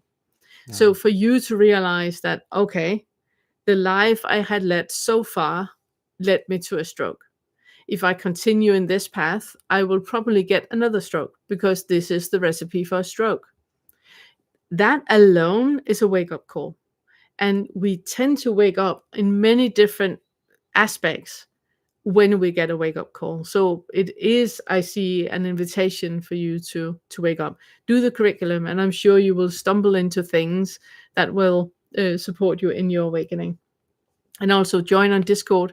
If any of you want to join on Discord, write an email to Todd on unfetteredmindfulness@gmail.com, and he can forward the link to Discord. We have an amazing Hive Mind community in there with people that are doing the curriculum and supporting one another in the process. But we want you guys to write to Todd and write a bit about yourself before we just access you into it, because we would like to know who's there. Yeah, we're trying to keep the Discord safe for everybody and not just allow random people to come in and cause problems or anything. Yeah. So a troll. Yeah. Okay. Let's see. Bill Quinton said hello. Oh, hello, Bill. Hello. Good to see you, Bill. And let's see. Grace Happens says there are a few well-respected awakening teachers that say the non-dual shift of 2D seeing is permanent and doesn't go back. Yeah. I know. I really, really think that if you haven't experienced that sounds very, very alluring. But you cannot drink a cup of coffee without a 3D, because when you reach your arm out, you can do what Todd just did. You tip over everything because you have no idea of where you are in space. That is, you bump into everything because you have no idea. And the way that you move in space, it's with such caution, because you can only see everything as flat, which means there's no depth. You don't know how high something is, if it's just a carpet that is like 3 centimeters, or if it's actually 50 centimeters and you're going to stumble. It's not a carpet, it's actually a step. You can't see that. So I think a lot of people that say that they're living 2D, and then you see them operating in space and doing shopping and everything, that is not a 2D vision. A 2D vision does not work like that. Everything is flat. Yeah, so that's why I think it goes back to what we were talking about, that it's more. I don't believe that they live in a 2D world. I believe that they are aware that everything is 2D, and that the 3D that they observe, that they see, it's just an add-on that the brain is doing. They are aware that everything is 2D and the 3D is an add-on, but they function in the world as a 3D being. Because otherwise you can't function. You need help with everything. At least I did. Not fun. No. Okay, let's see. Yeah, so it's good to emphasize that. I think what they're talking more about is more an awareness that they have of the delusion, than it's actually that they live in 2D. And that there can be that what I was talking about with the visual field, where it is, the visual field is, we use the word close or zero distance or something like that, that it's that it is the break from the experience of a world that seems to be three-dimensional in a bubble outside of us, to recognizing that we're never actually seeing a world that is out there. We're only seeing this two-dimensional representation of it here. But it's like I said, you looking at this screen right now, you could, even though this is a two-dimensional screen, you could still effectively interact with it by assuming that statue is somewhere behind this hand, and that there's, we can break it down to see that actually that's not the case on this particular two-dimensional screen. But that's the way that the mind is kind of doing that map. Yeah, it's like, if you look at the screen right now, we are in the same plane as our hands are. Our hands are not closer to you than we are. It's not closer. Yeah. And it's just knowing that and seeing that, then I can see how that can be perceived as, but I live in a 2D world, because you are aware that everything is only 2D.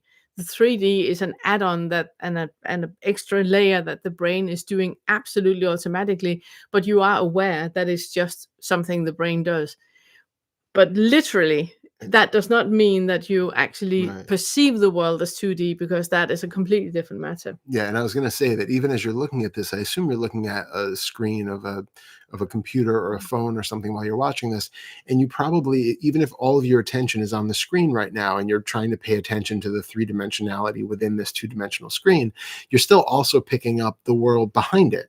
And so there is part of the brain that is going, okay, but this screen with all of this perceived dimensionality is actually in front of the wall that is another 10 feet behind the screen, or that sort of thing.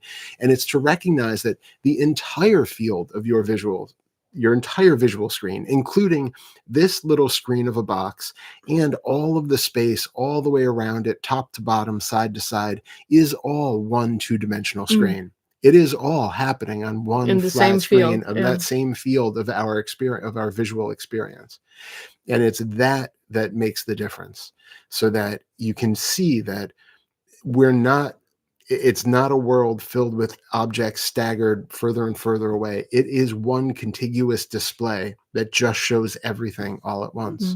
But we can still interact with the world as though there were objects in front of objects in front of objects, because some of those objects will drive into you and kill you. So, or eat you. Or eat you. So it's super helpful to have that So distinction. Okay. BJ said, there is a very obvious sense of seeking or dissatisfaction here. The mind keeps reaching out to consider things that might appease it, watching a movie, having a smoke, etc., but it is it's clearly nothing. Can appease it, just cover it momentarily. Nothing can satisfy it. I feel just to sit with it when needed. Easier said than done. Yeah, I would recommend you to go straight to the fourth theta, because the fourth and the fifth theta in the curriculum here in the Awakening Curriculum channel is working exactly with that. It's working with that assumption that you have that there is something alternatively to what is actually happening. And what you said it in this very obvious sense of seeking and dissatisfaction. That feeling of dissatisfaction that is there is because what is occurring is not the way that you want it. You want something else. And in that wanting something else, you believe that that is an alternative. You believe that what is happening that I don't want is an alternative to what you do want to happen. And what you do want to happen is possible. It's not, though. It's not, though. That is where the big delusion lies. So I would recommend you to go to the fourth theta and then do the fifth theta and then get back to me. Write on the channel or write on Discord, and I would love to take this up with you. And then also just saying, we have the retreat, the 10th, 11th, and 12th of January, and we're working exactly with this. Exactly. It's as if we paid you to come and ask this question, because it's just exactly with this that we work on, which will be dissolved for sure. Amazing. Ben said, I have both capacities. That makes a lot more sense, how you can interact with both. That's been what I've been doing. Things are 2.5, like Todd said. That helped. Yeah. Right, good. I'm so happy. Music Mark said, hello, everyone. Hello, Music Mark. Love that name. Ben said, I thought maybe it all had to be 2D for the fetter to be seen, but everything you've shared has matched with my experience. We'll stay interested when I do check back in. Yeah, love it. Good. And Music Mark said, I have high pitched tinnitus all the time. Sometimes it changes pitch.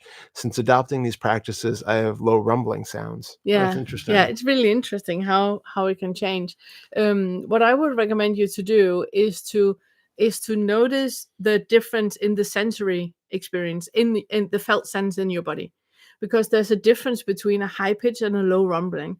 So what is actually happening in the body? And then I can recommend you to put on. Todd, he made a music track, a percussion track with drums that slowly go up in speed. I can recommend you to do that, and then have your focus when you move to the music, complete hippie style, with shaking and pumping and whatever you need to do, moving the way that you need to move. Just let your body move the way that it moves, and notice what is the difference in the perception of the two types of tinnitus, because the movement that you're doing in your body is different if you're moving with a high-pitched tinnitus or you're moving with a low rumbling tinnitus. So feel into where is the tension in the body, and those muscle groups that are tense when you have either one or the other, those muscle groups that are tense, what are they trying to let you know? what are they trying to tell you? Is there any boundaries that you need to be aware of? Is there any decisions you're about to make that you need to reconsider? There is definitely a message to you about it, because these things are not random, the way that the body responds. Leela, if you're still here, did Leela have a meeting today? I think she did, didn't she? I don't know. Does anybody have the surplus to find the percussion track? What's it called? I think it's called like shamanic drumming. Shamanic drumming on the Unfettered Mindfulness channel. If you guys would find it and put it in here, so Music Mark can get it. Thank you for that. And we have a few more to read here, but then we also have 2 on Discord. Okay. So let's just go through these. Wow, I really need like better glasses.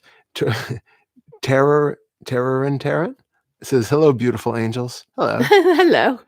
And Sherry says, "Thank you so much for all of your teachings this year. You two are truly a gift to my life. Have a wonderful holiday." Oh, thank you so much. And happy holidays to you and yours. Absolutely. Thank you so much.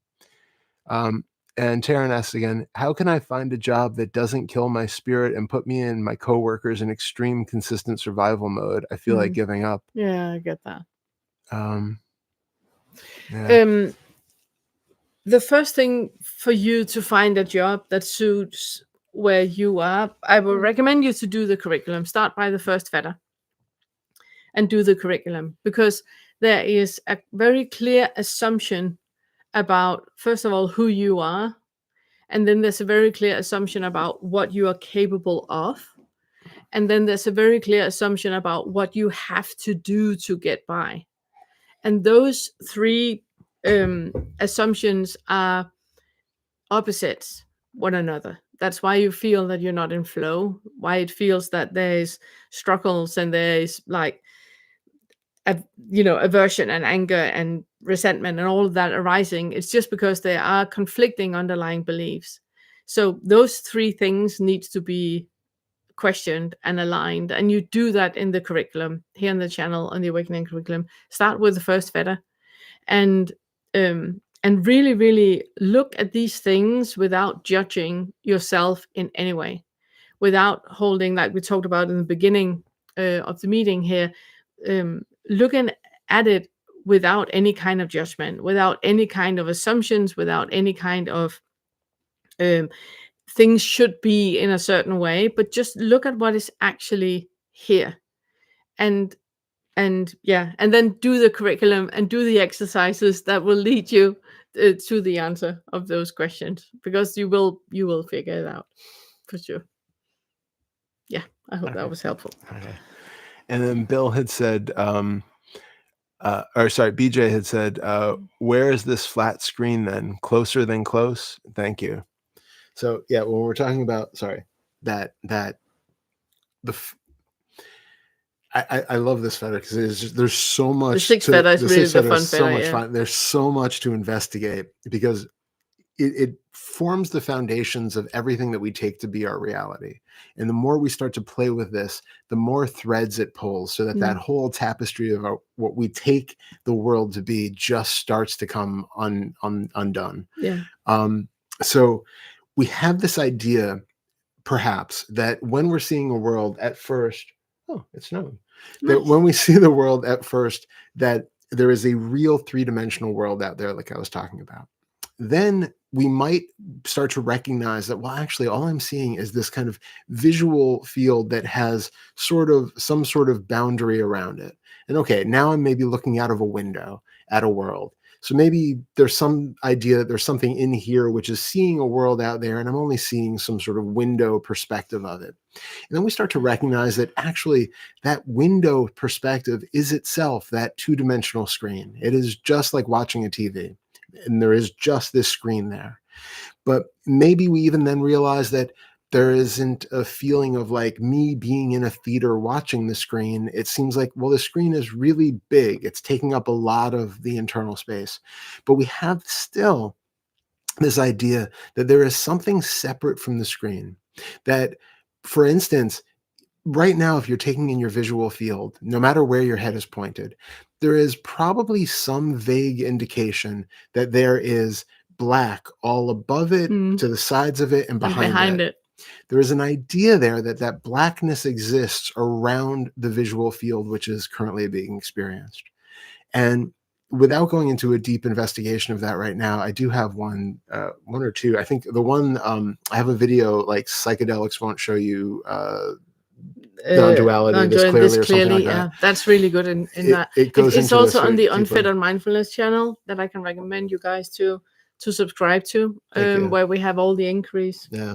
Thank you. And there you can find, if you just go to Unfettered Mindfulness and search for psychedelics, then that one come up that Todd just talked about. It's so brilliant to doing this. Thanks, babe. So the point is that if right now it feels like there is some vague blackness all around and behind the visual field, it's to recognize that that idea of blackness is just an idea. You literally cannot see black outside of the visual field or behind the visual field. The visual field is literally the only thing that exists in that capacity.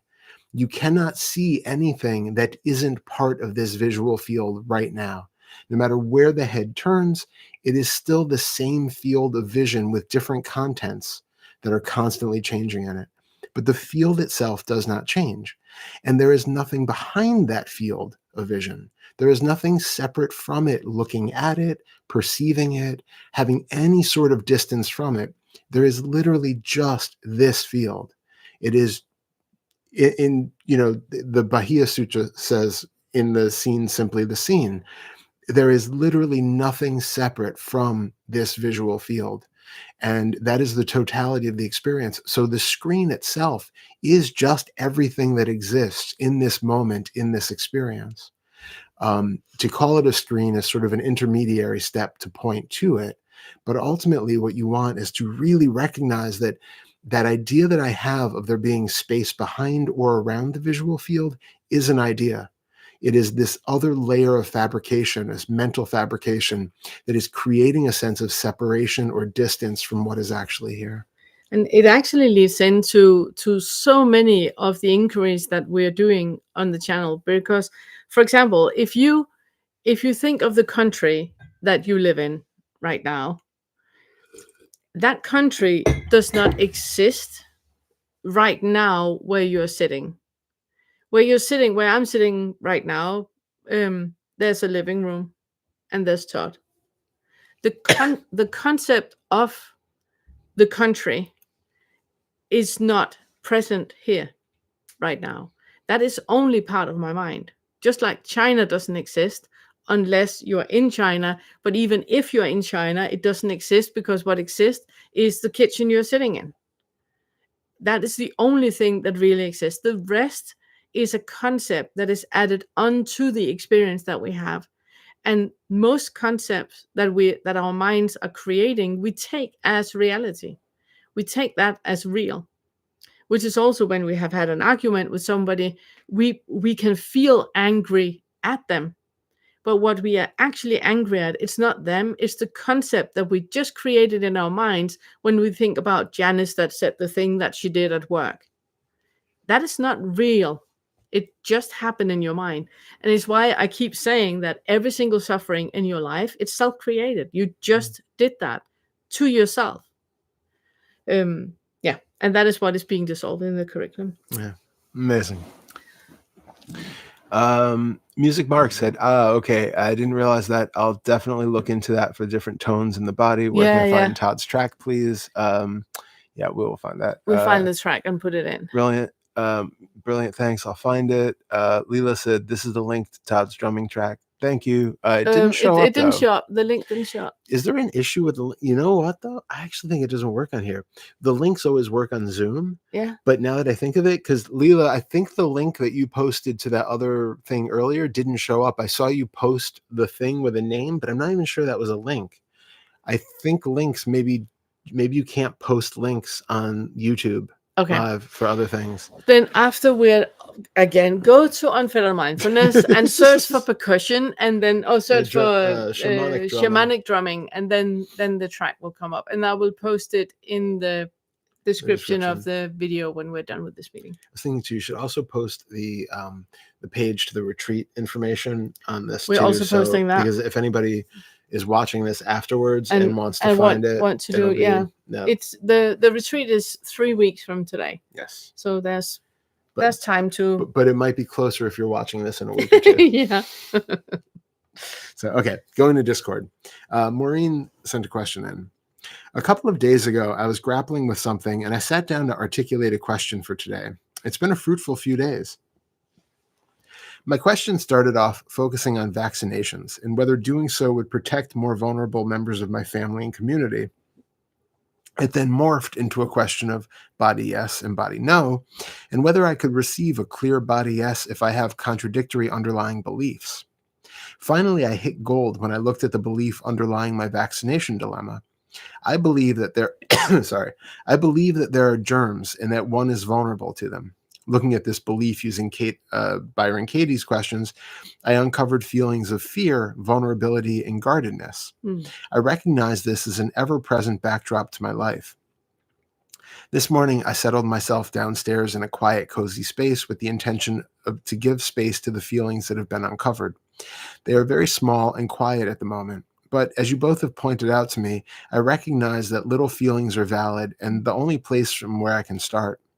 It's my intention to notice when those feelings come up, to welcome them and give them space. I don't seem to have a specific question, but I wonder if you have any thoughts to share with me on this. I found this in my notes. The toxic starting point is a fake personality we build to not feel how vulnerable we are. Yeah.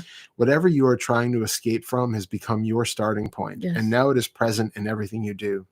I guess I do have a question. Can you offer any pointers that might be helpful for me at this moment?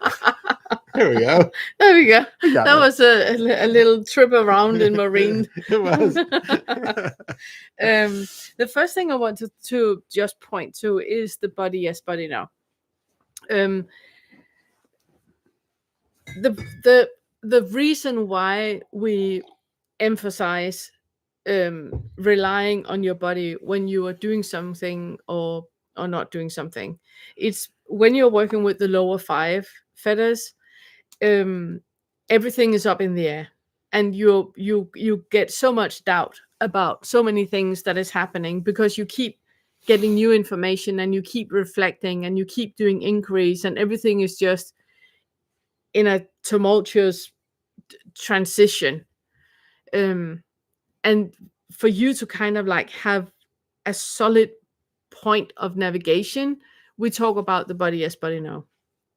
And the body yes, body no is when you have a very, very clear visceral experience of yes, I really want to do that, or no, hell no, not doing that. I usually also emphasize it in the lower 5s because a lot of people, and women particularly, have this obstruction to a no. So they have what Lila called a yes and a delicious yes. So the delicious yes is what I would call a body yes. The yes, it's a no. It's a no.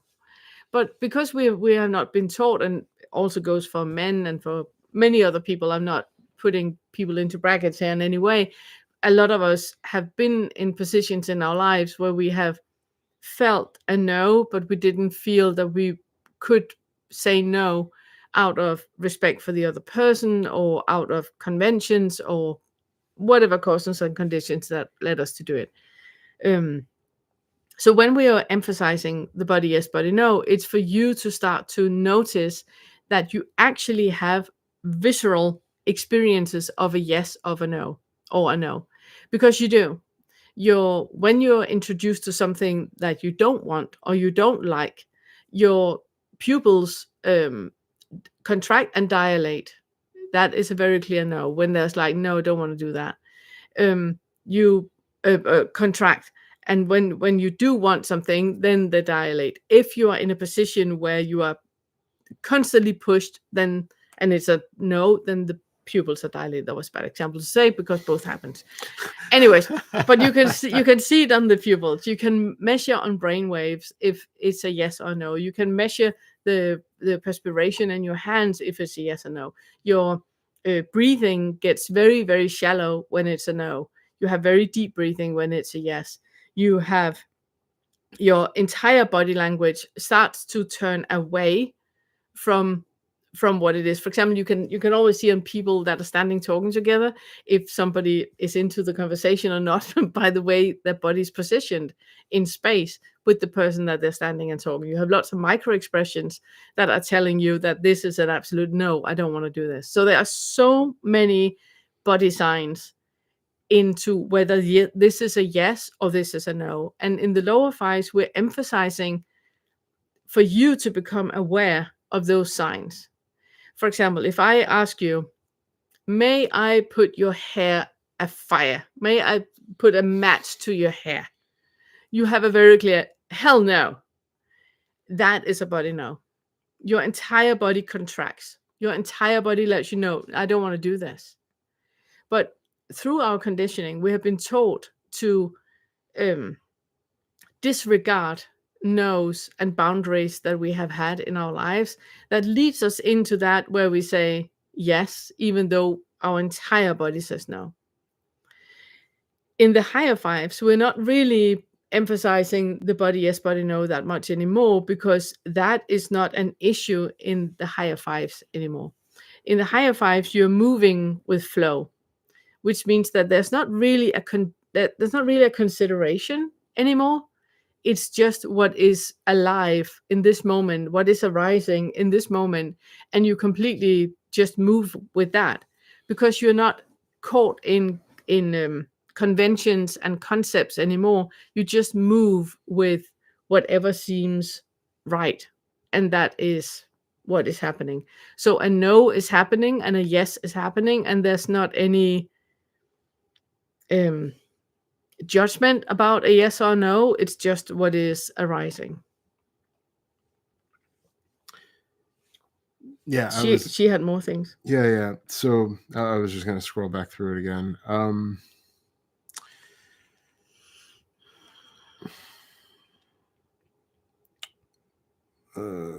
Yeah, so uncovering the feelings of fear, vulnerability, and guardedness. I recognize this is an ever-present backdrop to my life. Second fella. Yeah. So just very small, quiet feelings that are important to pay attention to. Yeah, I guess I do have a question. Can you offer any input? Yeah. So, did we cover all of that? I thought we did. I think we might have. I think it's also regarding the vaccination stuff. I think it's important for you also to look into why you believe that you have the answer for another person. If the other person wants to get vaccinated and you don't think they should, or they don't want to get vaccinated and you think they should, why is that? Why do you believe that you're sitting with the truth and that you know what is the right thing for the other person? I think here's the important part is where she said, it morphed into a question of body yes, body no, and whether I could receive a clear body yes if I have contradictory underlying beliefs. Yes, you can. So I just explained that. Okay, but I was thinking because there is a thing where, like you said, in the later fetters, there's that kind of earlier part doesn't really come to play anymore. But I was thinking because you use the example of like setting their hair on fire and this immediate no. But then I was thinking I've seen many videos of people going to hairstylists where they actually set their hair on fire. Yeah. It's not a universal thing. No. There is clearly still, even in that, which seems like one of the most obvious examples, there is something where nail your foot to the floor. Yeah, sure. Yeah, exactly. Some people that's exact, but it's exactly. It's like finding an example, that you feel very, very clearly in your body that no, that is not happening. Where it's not an opinion about it. It's more like a complete, you can feel that contraction in the body. That is not going to happen. Yeah. And if you have, nail my foot to the floor, then obviously you can't use that example. Find another example. So it is, yeah. But I'm thinking more in terms of if somebody. Can I have your hand there? Oh, sorry. Like with the vaccination one, for instance, that for her to feel into that, because there is that coloration of our experience, and we've talked about this in the past about other things too, that actually even in the book there's the whole thing about the one with sitting in the car, Yeah. and it's like, Yeah. how do you basically how to determine if it's really a body yes, if it's coming from a place of kind of trauma or brokenness or some other feeling of compensation for something. But then if it's coming from there, then there's no notion of boundary whatsoever, and Yeah. then that would be where you start. Yeah. So I think it's a good thing to keep in mind, though, is that it's maybe does take a little bit more sleuthing under some of these, and obviously there are some instances where it's just a very clear body no But or a very clear body those are the yes. ones But you're copy pasting. yeah, That's the whole point. yeah, That for example, it can be really difficult to feel a need. To if is this a need or is this a want, and it's really really difficult to feel in the body. How does a need feel in the body? Well, don't pee for 5 hours, drink 5 liters, don't pee for 5 hours, and you will know how a need feels in your body. That is how it feels. Then if there's something that you really really like, that you want, that you know this is what you want, for some people that would be a cigarette, for other people that would be a donut. Find out what works for you. That is how a body want feels for you, because it is individual. Like Todd says, that when I give the example of setting your hair on fire, some people prefers that. Nailing your foot to the floor, some people would love that. So it's obviously that those yeah, templates wouldn't work for them. yeah. So it's about you finding out what is your what do you know that a need feels like. Peeing is one of them. What do you know and a body no feels like, where it's not about opinion, it's just what you feel in your body is giving you a very very clear no. That's how a body no feels in your body. And for some of these more complicated issues, though, like the vaccination one, it's relevant to look into what is behind that. If it feels like, But if it's something about other people, well, that's the thing. Then it's other people's boundaries that is being crossed. Yeah, but it sounded like it was her, because I'm trying to think of how she originally phrased it, because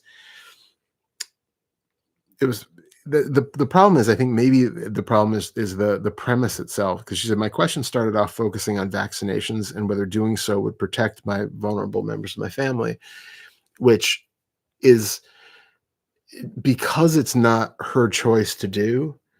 It's like But then is it Maureen that wants a vaccination, or is no, it I think she wants a vaccination for another person, the or other is people. it Oops. or is it a I'm doing- vulnerable person that she wants to protect because she Well, believes that vaccination will protect the vulnerable person? Well, okay. We don't know, my Maureen. question started off focusing on vaccination. She wrote. Oh, She wrote. Let's see if I can find the first one. So even if I believe in my vulnerability from germs, my body could still give me a body no to get regarding getting a shot. This is the reason my daughter was insisting that I get vaccinated, and so I did. Okay, so for her, I was misreading the question then. So for her, it was a question of her getting vaccinated in order to protect her family. She didn't really want to, but her daughter was basically talked her into getting it to protect the family. Then it's boundary issue. We're back to boundaries. But I'm confused, because yes, I agree. I'm just confused on the premise, because in she wrote again. Baby. Oh, thank you. Yes, my daughter believes this will protect others. Okay. So, but then it's about your boundaries. Yeah. You didn't want to do it, and you did it because somebody said that you should do it. That's second feather about your boundaries. I'm just making absolutely sure that everybody understands we do not have an opinion about whether you should get vaccinated or not, whether vaccinations work or not. We do not have an opinion about that at all. It's not the level we're looking at this on when we talk. Okay. Chameleon here. Yeah, there we go. There we go. Back to second feather, and feel into it. And also, it's not like there's anything wrong with it. For example, if your daughter says, I demand that you get vaccinated, otherwise you cannot be with your grandchildren, and you don't want to get vaccinated, but you go and get vaccinated because you would like to be with your grandchildren. That is not really her crossing your boundaries or anything like that, because you decided that you wanted a vaccination to be with your grandchildren. Those are the rules. So, I'm sorry. you want me to grab it? Yeah, please. Yeah, you've prioritized You that prioritize grandchildren are more important than than not wanting a vaccination. It's one of my many alarms that go off. I'm sorry about that.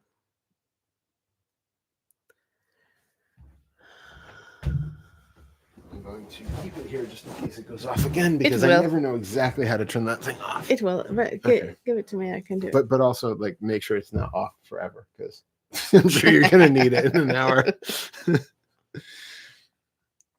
Okay. Or did we?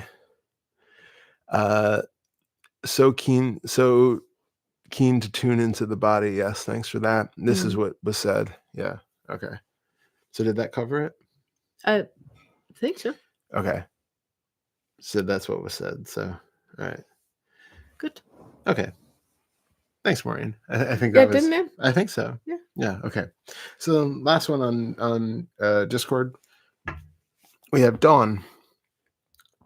Yesterday, I had an experience at an orientation for a new job. I've attended this orientation before, about a year ago, so I knew what to expect. I was well rested and thought very little about it in the morning and the drive over. When I walked into the room, I noticed a subtle shift in my nervous system. The body was going into fight or flight. I kept telling my body nothing bad was happening. Everything was okay. Even so, my body was shutting down. I began sweating. I was struggling to see clearly. My eyes began itching and my whole body was mildly shaking, and I struggled to write and spell. Yet, I was calm and aware of the body shut down and realizing I couldn't stop it. So I just watched with amazement. Do you have any advice on how to work with this kind of situation? Yes. The first thing that you mentioned is about your expectation. I have think almost like a full lesson where I talk about expectations, because in the curriculum, because when we have an expectation, we're not actually present in the moment. So you have been to an orientation a few years ago. Now you're going to the same orientation, which is not possible because that orientation happened in the past. It cannot be the same.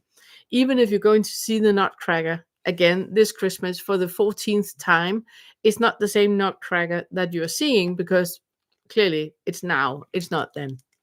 So that's the first thing. Whenever we have expectations about something, we're putting ourselves in a victim position. Because if things are not happening exactly like I expected to do, I will get disappointed, or I will get anxious, or I will get something.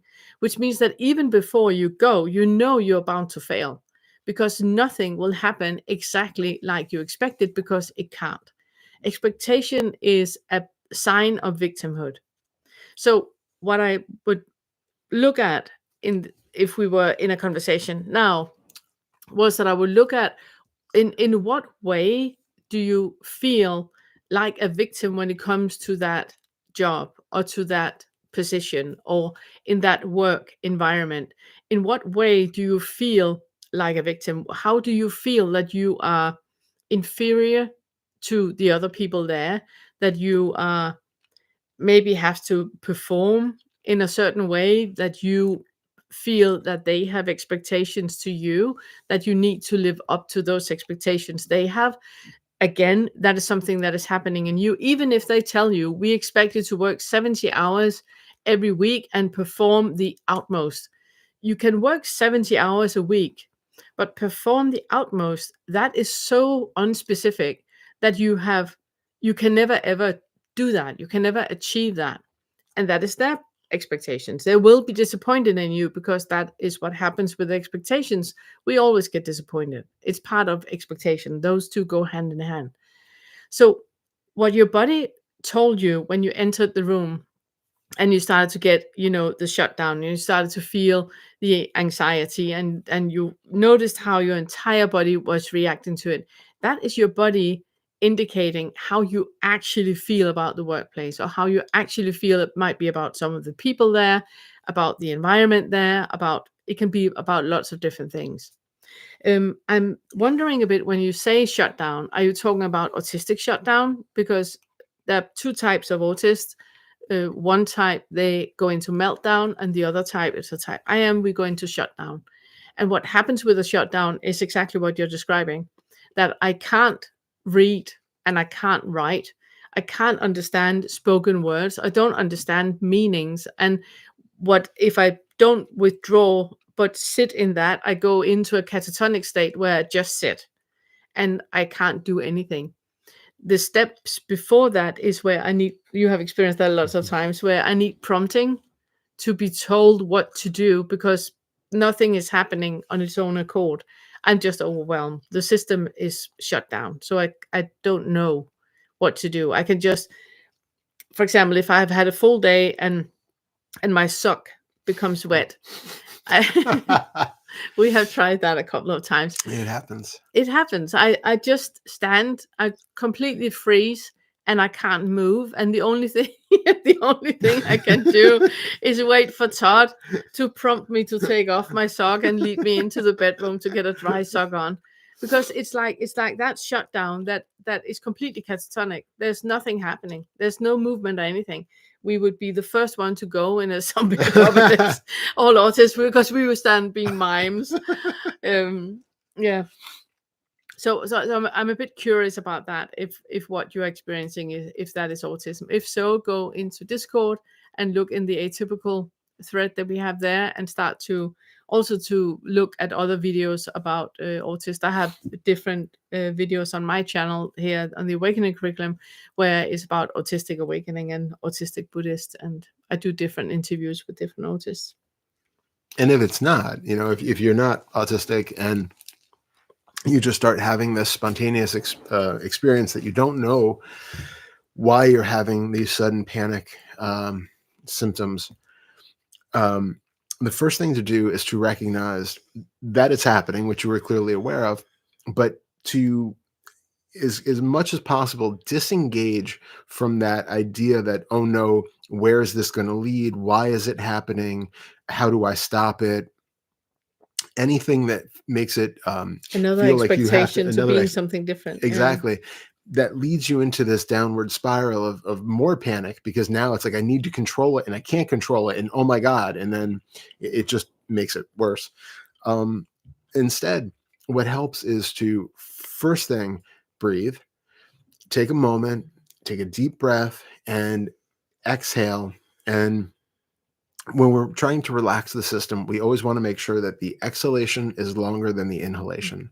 2 to 1 is often a good ratio, but we've talked about this. For some people, having like controlled breathing helps with, like a box breathing, like inhale for 2, hold for 2, exhale for 2, hold for 2, or inhale for 2, hold for 2, exhale for 4, hold for 2, or so forth. That just stresses both of us out. We're not good at that. It's never, back when I had all sorts of anxiety and panic disorders and things like that, that kind of breathing just sort of amplified the panic and stressed the system even more. So the easiest thing to do is just to inhale. And if you want to count 2 or 4 beats on the inhalation, and then make sure that you're exhaling longer than that. Maybe if you inhale for 4, exhale for 6 or 8, something like that. And just to have a general awareness that, because that sigh is relaxing the nervous system and it's putting you in this much calmer state originally, but it's also sort of giving you that feeling of control. You're recognizing that I can actually control my breathing. I am not completely spiraling. There's some way to kind of ground yourself in this moment.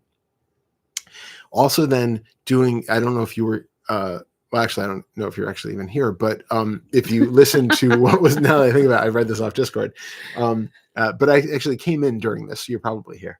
But what we talked about earlier with the whole 5th floor view, if you can have that recognition that, okay, what I'm actually feeling now is I'm sweat coming out of the skin. Okay, is that really a problem? Mm. Okay, it's just sweat. Okay, it's fine. Feel that the heart is racing. Okay, the heart rate is increased. That just means more oxygen is flowing through the system. Wonderful. It doesn't have to be a problem. I'm slightly nauseated. I'm slightly nauseated. Okay, I'm really afraid I'm gonna vomit. Oh no, I'm not. I don't want to vomit. Okay, calm down, calm down. Right now, what is actually here right now? Yeah. You're nauseated. Can Yeah. you be in a body where you're nauseated?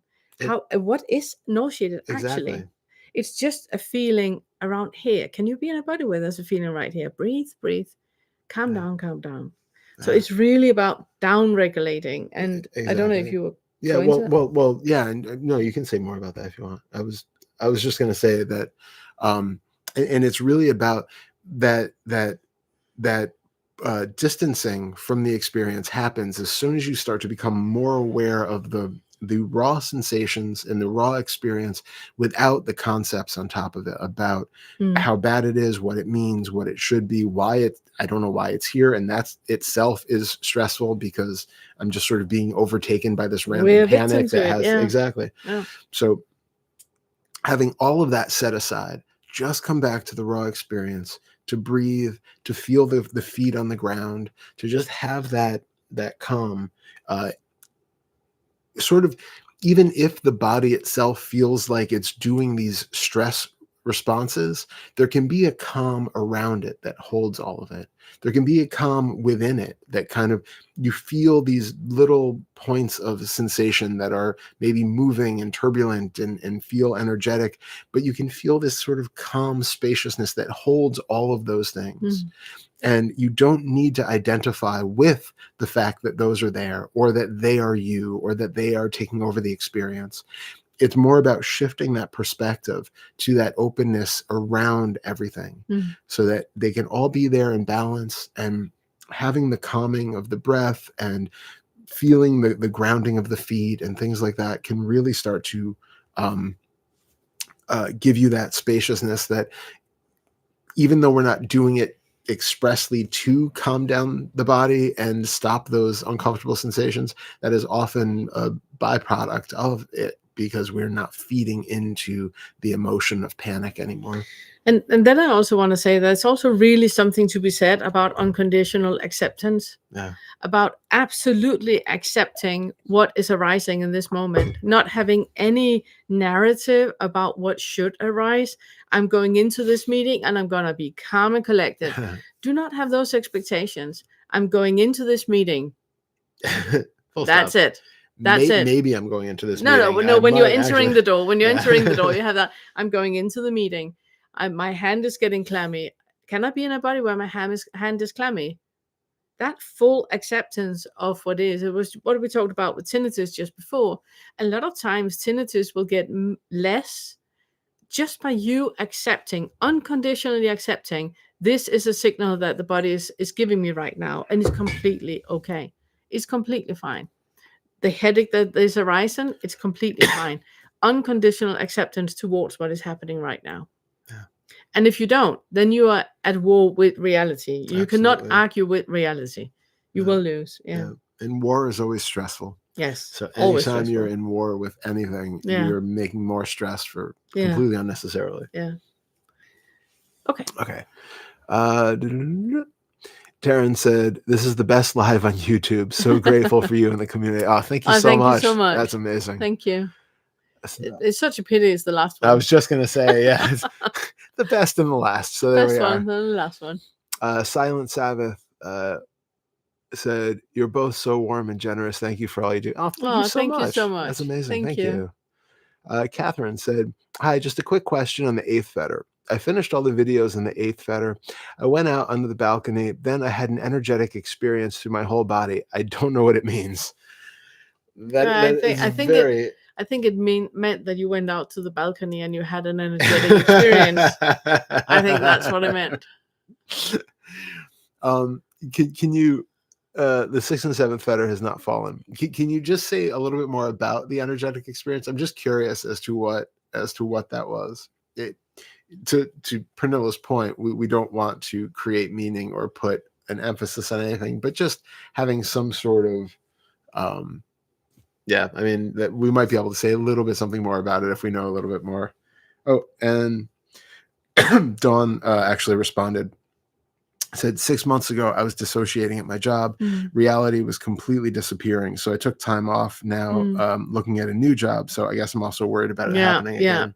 That it sounds like anxiety. Yeah. That exactly what you're experiencing. What what I would recommend you to do is to really, really practice being in the moment. Really notice what is actually here. Not what I think is here, but what is actually here. When you sit and you make a deep breath right now, close your eyes, make a deep breath. What is actually here? With your eyes closed, you're not even at a meeting. With your eyes closed, you have the sensory experience of your bum in the seat.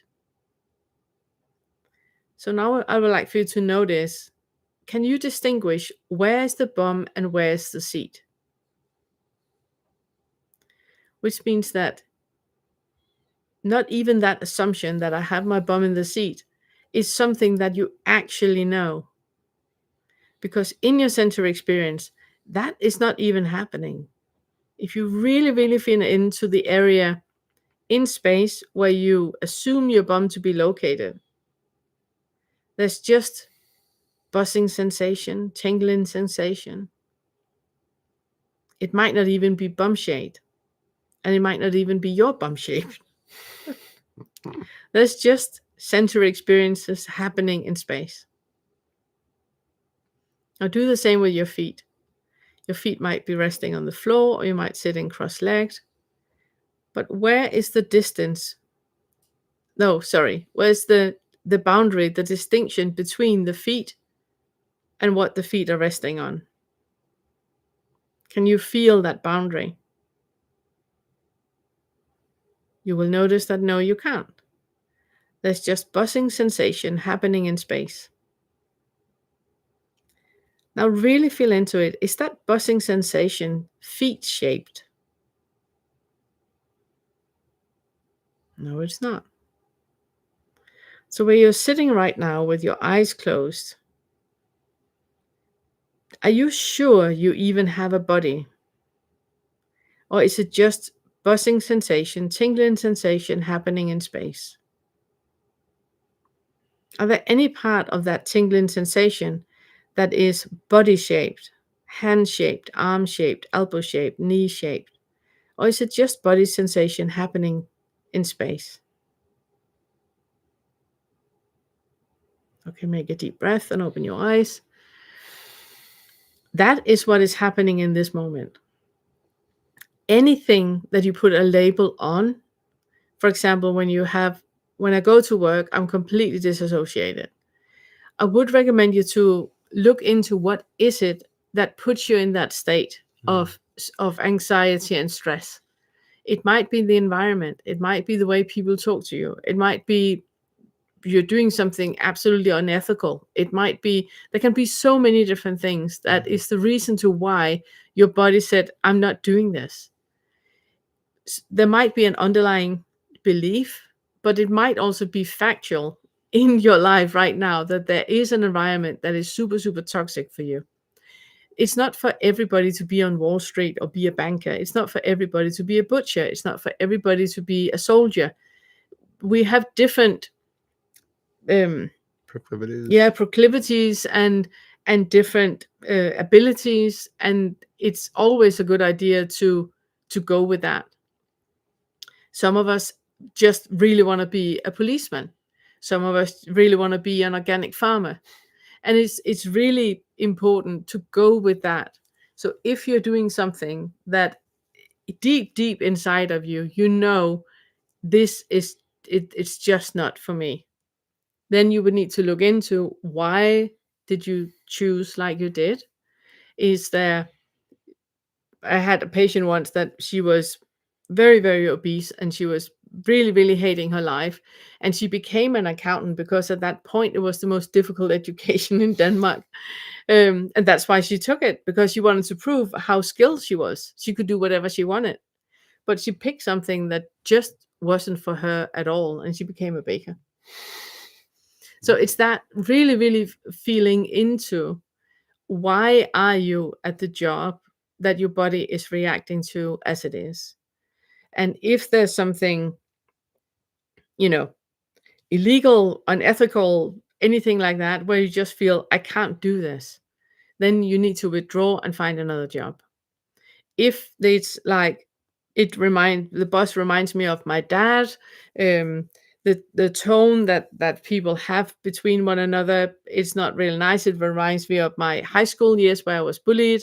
Then you can work with it because it's not your dad and it's not your high school. So that is something you can work with. But since we're not in a conversation, it's a bit difficult to. But I would really, really emphasize for you to connect with the body like we just did. And Toddy has so many amazing meditations and inquiries on the Unfettered Mindfulness channel that you can use that helps you in connecting with your body and down regulating. And also, this isn't just one long advertisement for the retreat, but that is Yeah. also what we're doing at the Yeah. January retreat, if you can make it. Yeah. It might be useful. Yeah, I forgot about that. Yeah. That's the reason why we pick 4 and 5, Theta Yeah. 4 and 5 for the retreat, because it's really something that is needed. And also just, as a like really basic level, psychology, that it is so common when you have had an anxiety attack or panic attack that you start to then have panic attacks, fearing more panic attacks. And it sounds like what you described is that you had this dissociative state, you had this panic reaction, and now there's a fear that you're going to experience that again in the same situation. And so we start to become very avoidant of those environments when we experience that, because we start to associate that environment or that particular situation or people or whatever with that anxiety response. So being able to have those tools where if you really do actually enjoy your job and you're only leaving it because something has happened and you're starting to feel anxious when you go to it, irrespective of the job itself, it just becomes sort of an environmental issue, then you can start to do all the things we're talking about to decouple that idea of this is an anxiety inducing place with the actual, it is just a building. Again, if you're not like involved with trafficking or something, like there's probably, I'm assuming, nothing particularly dangerous going on there.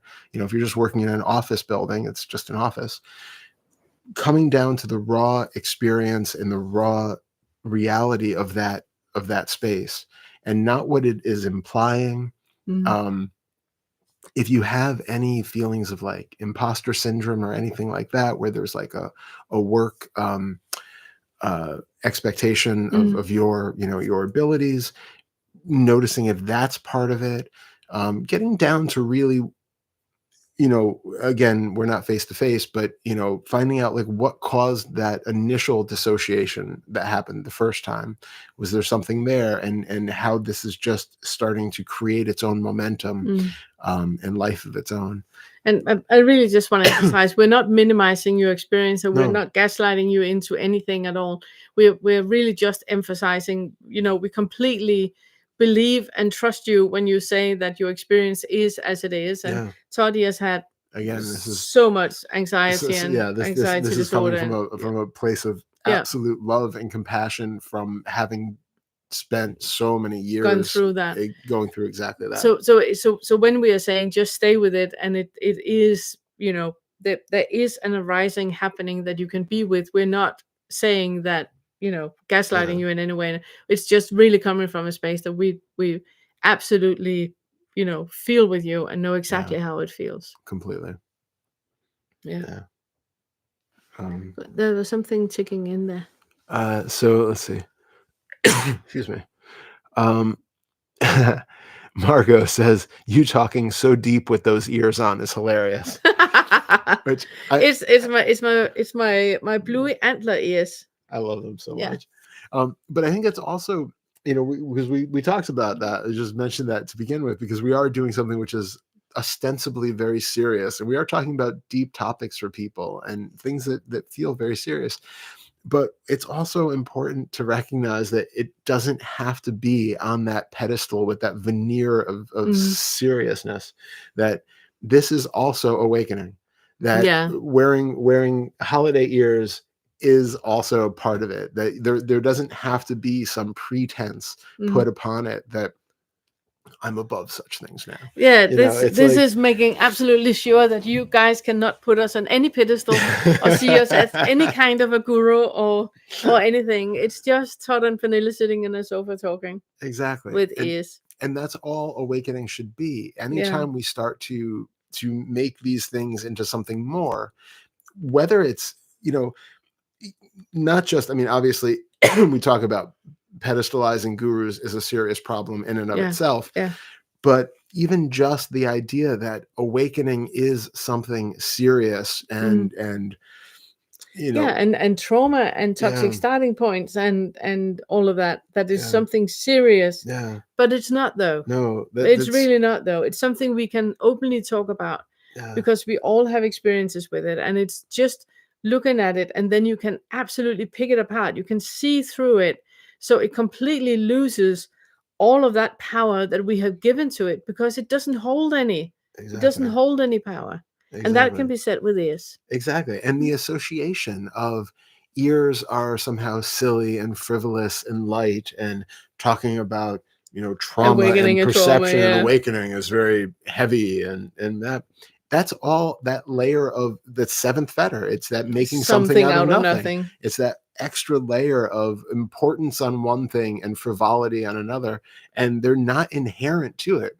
There's nothing inherently silly or frivolous about bluey ears, and No. there's nothing anything inherently deep or serious about this shift in perspective, where all of a sudden we no longer feel like the self that's been at the core of experience, that's making that into something that it's not. And so actually I think we should just start wearing ears all the time. All of us, all the time.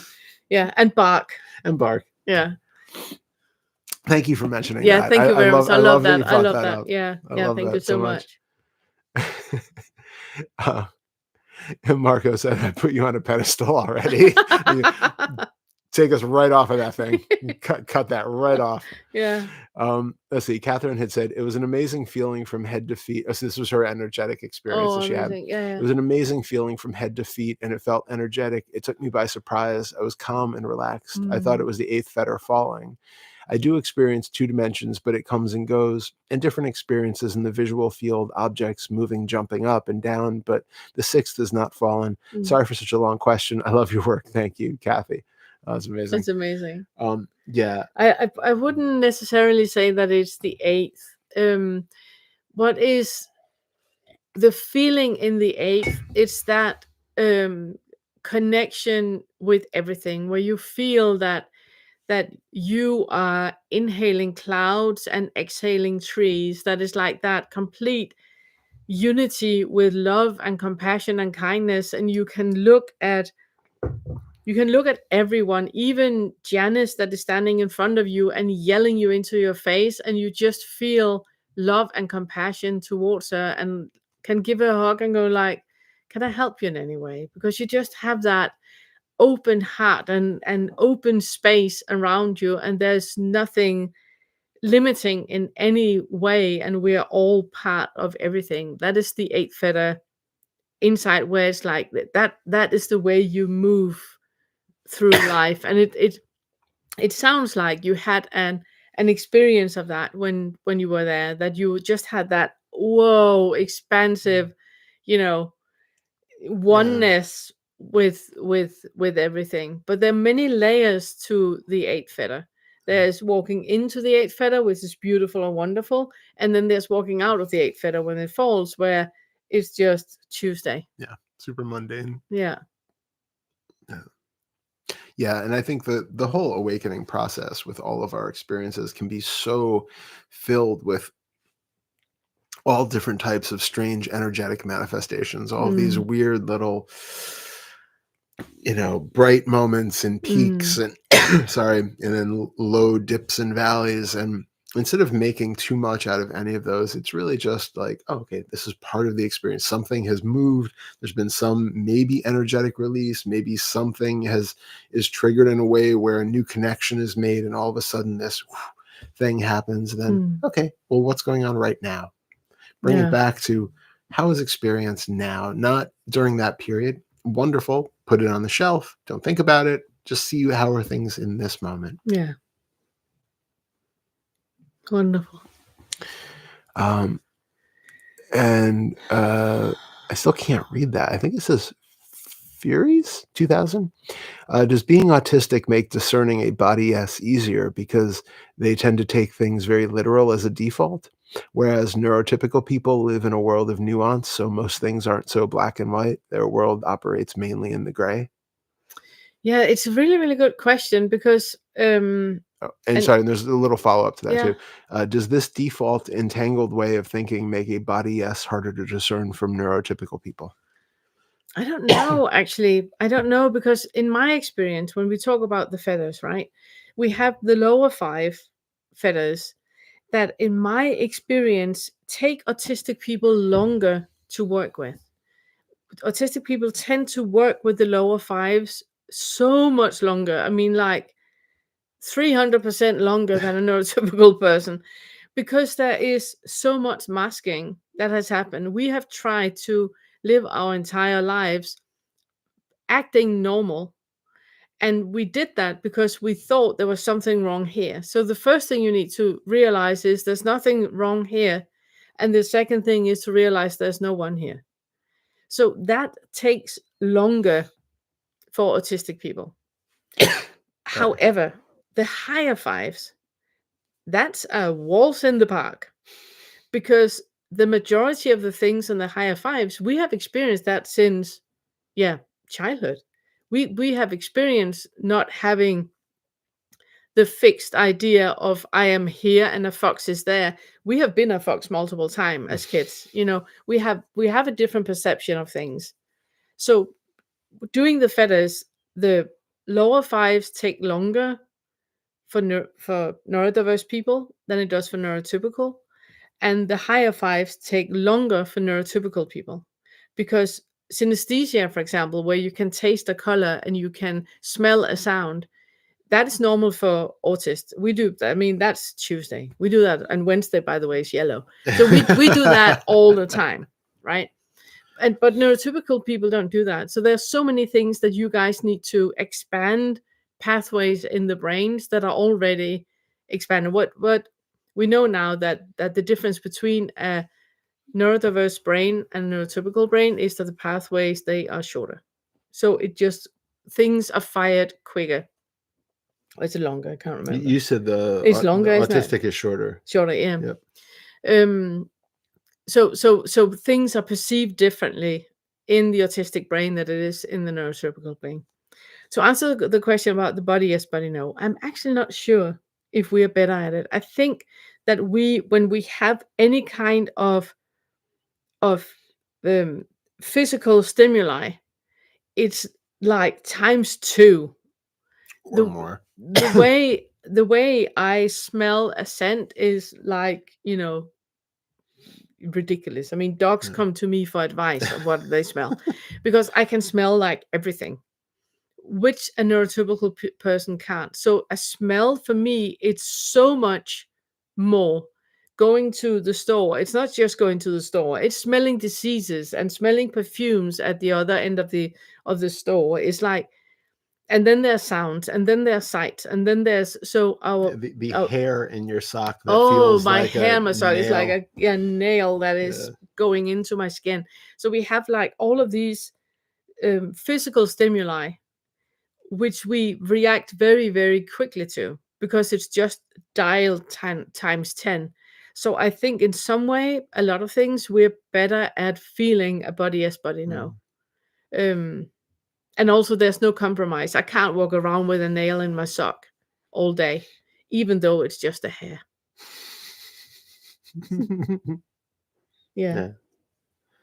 I don't know if that answered the question.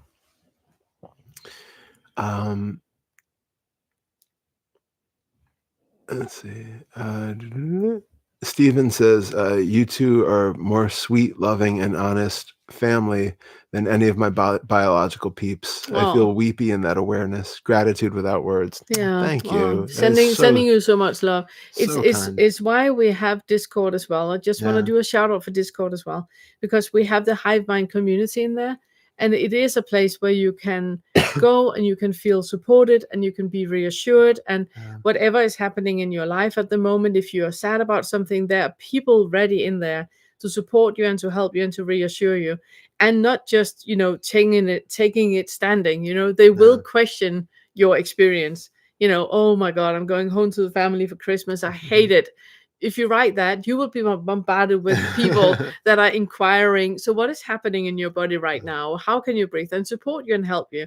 There will be literally people there that if you go like, can I have you on speed dial on my phone when I'm sitting in the drive on the way to go into the house of the family, there will be people ready. I mean, we have people from all parts of the time zone, so there will always be somebody awake that can support you. So I can warmly recommend you to join Discord. Write to Todd on unfetteredmindfulness@gmail.com and write a bit about yourself, and then you get vetted and get in. Exactly. Yeah, and I was going to say, even though they might be, what was the word? It just left me. That they might question and probe, but it's coming from a very supportive place. Yeah. And nobody is ever going to be like judgmental. There's nothing or combative judgmental. or No. like that. It's one of the reasons why we vet people before they come in Discord, because we want to be sure that we're all on the same page, that it's a place where there's no judgment to anything ever, because how can anybody judge you for anything ever? So, and I'm sorry that has been your experience. I'm really sorry that has been your experience, and you're not alone in that boat. Yeah, no, for sure not. Yeah. And Kathy said, thank you very much. That makes sense. And Marianne said, I'm retired now, but wish I had someone like you to explain things and encouraging me to leave regarding a job. Yeah. Even though you're retired now, Marianne, I can really recommend you to go to the second feta. And if you've done the second feta, do it again. And then do it with the angle of your work. Why did you believe that you had to stay? What was the underlying motivation for you to stay? What was it that led you to believe that you had to endure when other people didn't have to? And that is, for anybody listening, you staying in a relationship, you doing things way past its deadline and due date and everything, and you just keep plowing on. Why is that? And that is resolved in the second feta. Yeah. Let me see. I think we might actually be out of questions. Amazing. Right here. That is it. I think that's it. Amazing. So you guys, this was the last Q&A. Like Todd said, forever. We don't. I don't believe so. There's nothing that consistent. No, and it's entirely possible as next year goes on that we might find a need for it, and we might decide to start implementing it in some way. But if we suddenly decide to do it, we're gonna let you know on Discord that on Friday we are making a Q&A. If you guys have any questions, then you can come. But remember also that we do have inquiry group once a month, and we do have 4 retreats. Where we're really going into depth. The next time we see you guys is on the 10th, 11th, and 12th of January, where we have the retreat.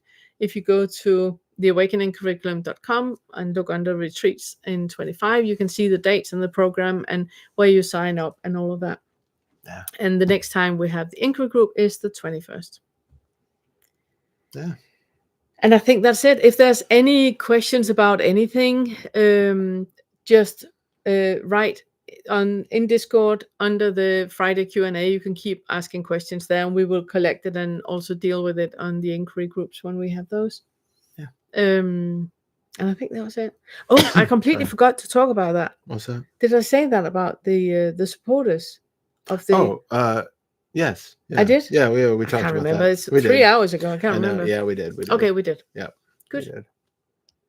That's another advantage with Discord, that there's always people in your time zone. Yeah. Okay. All right.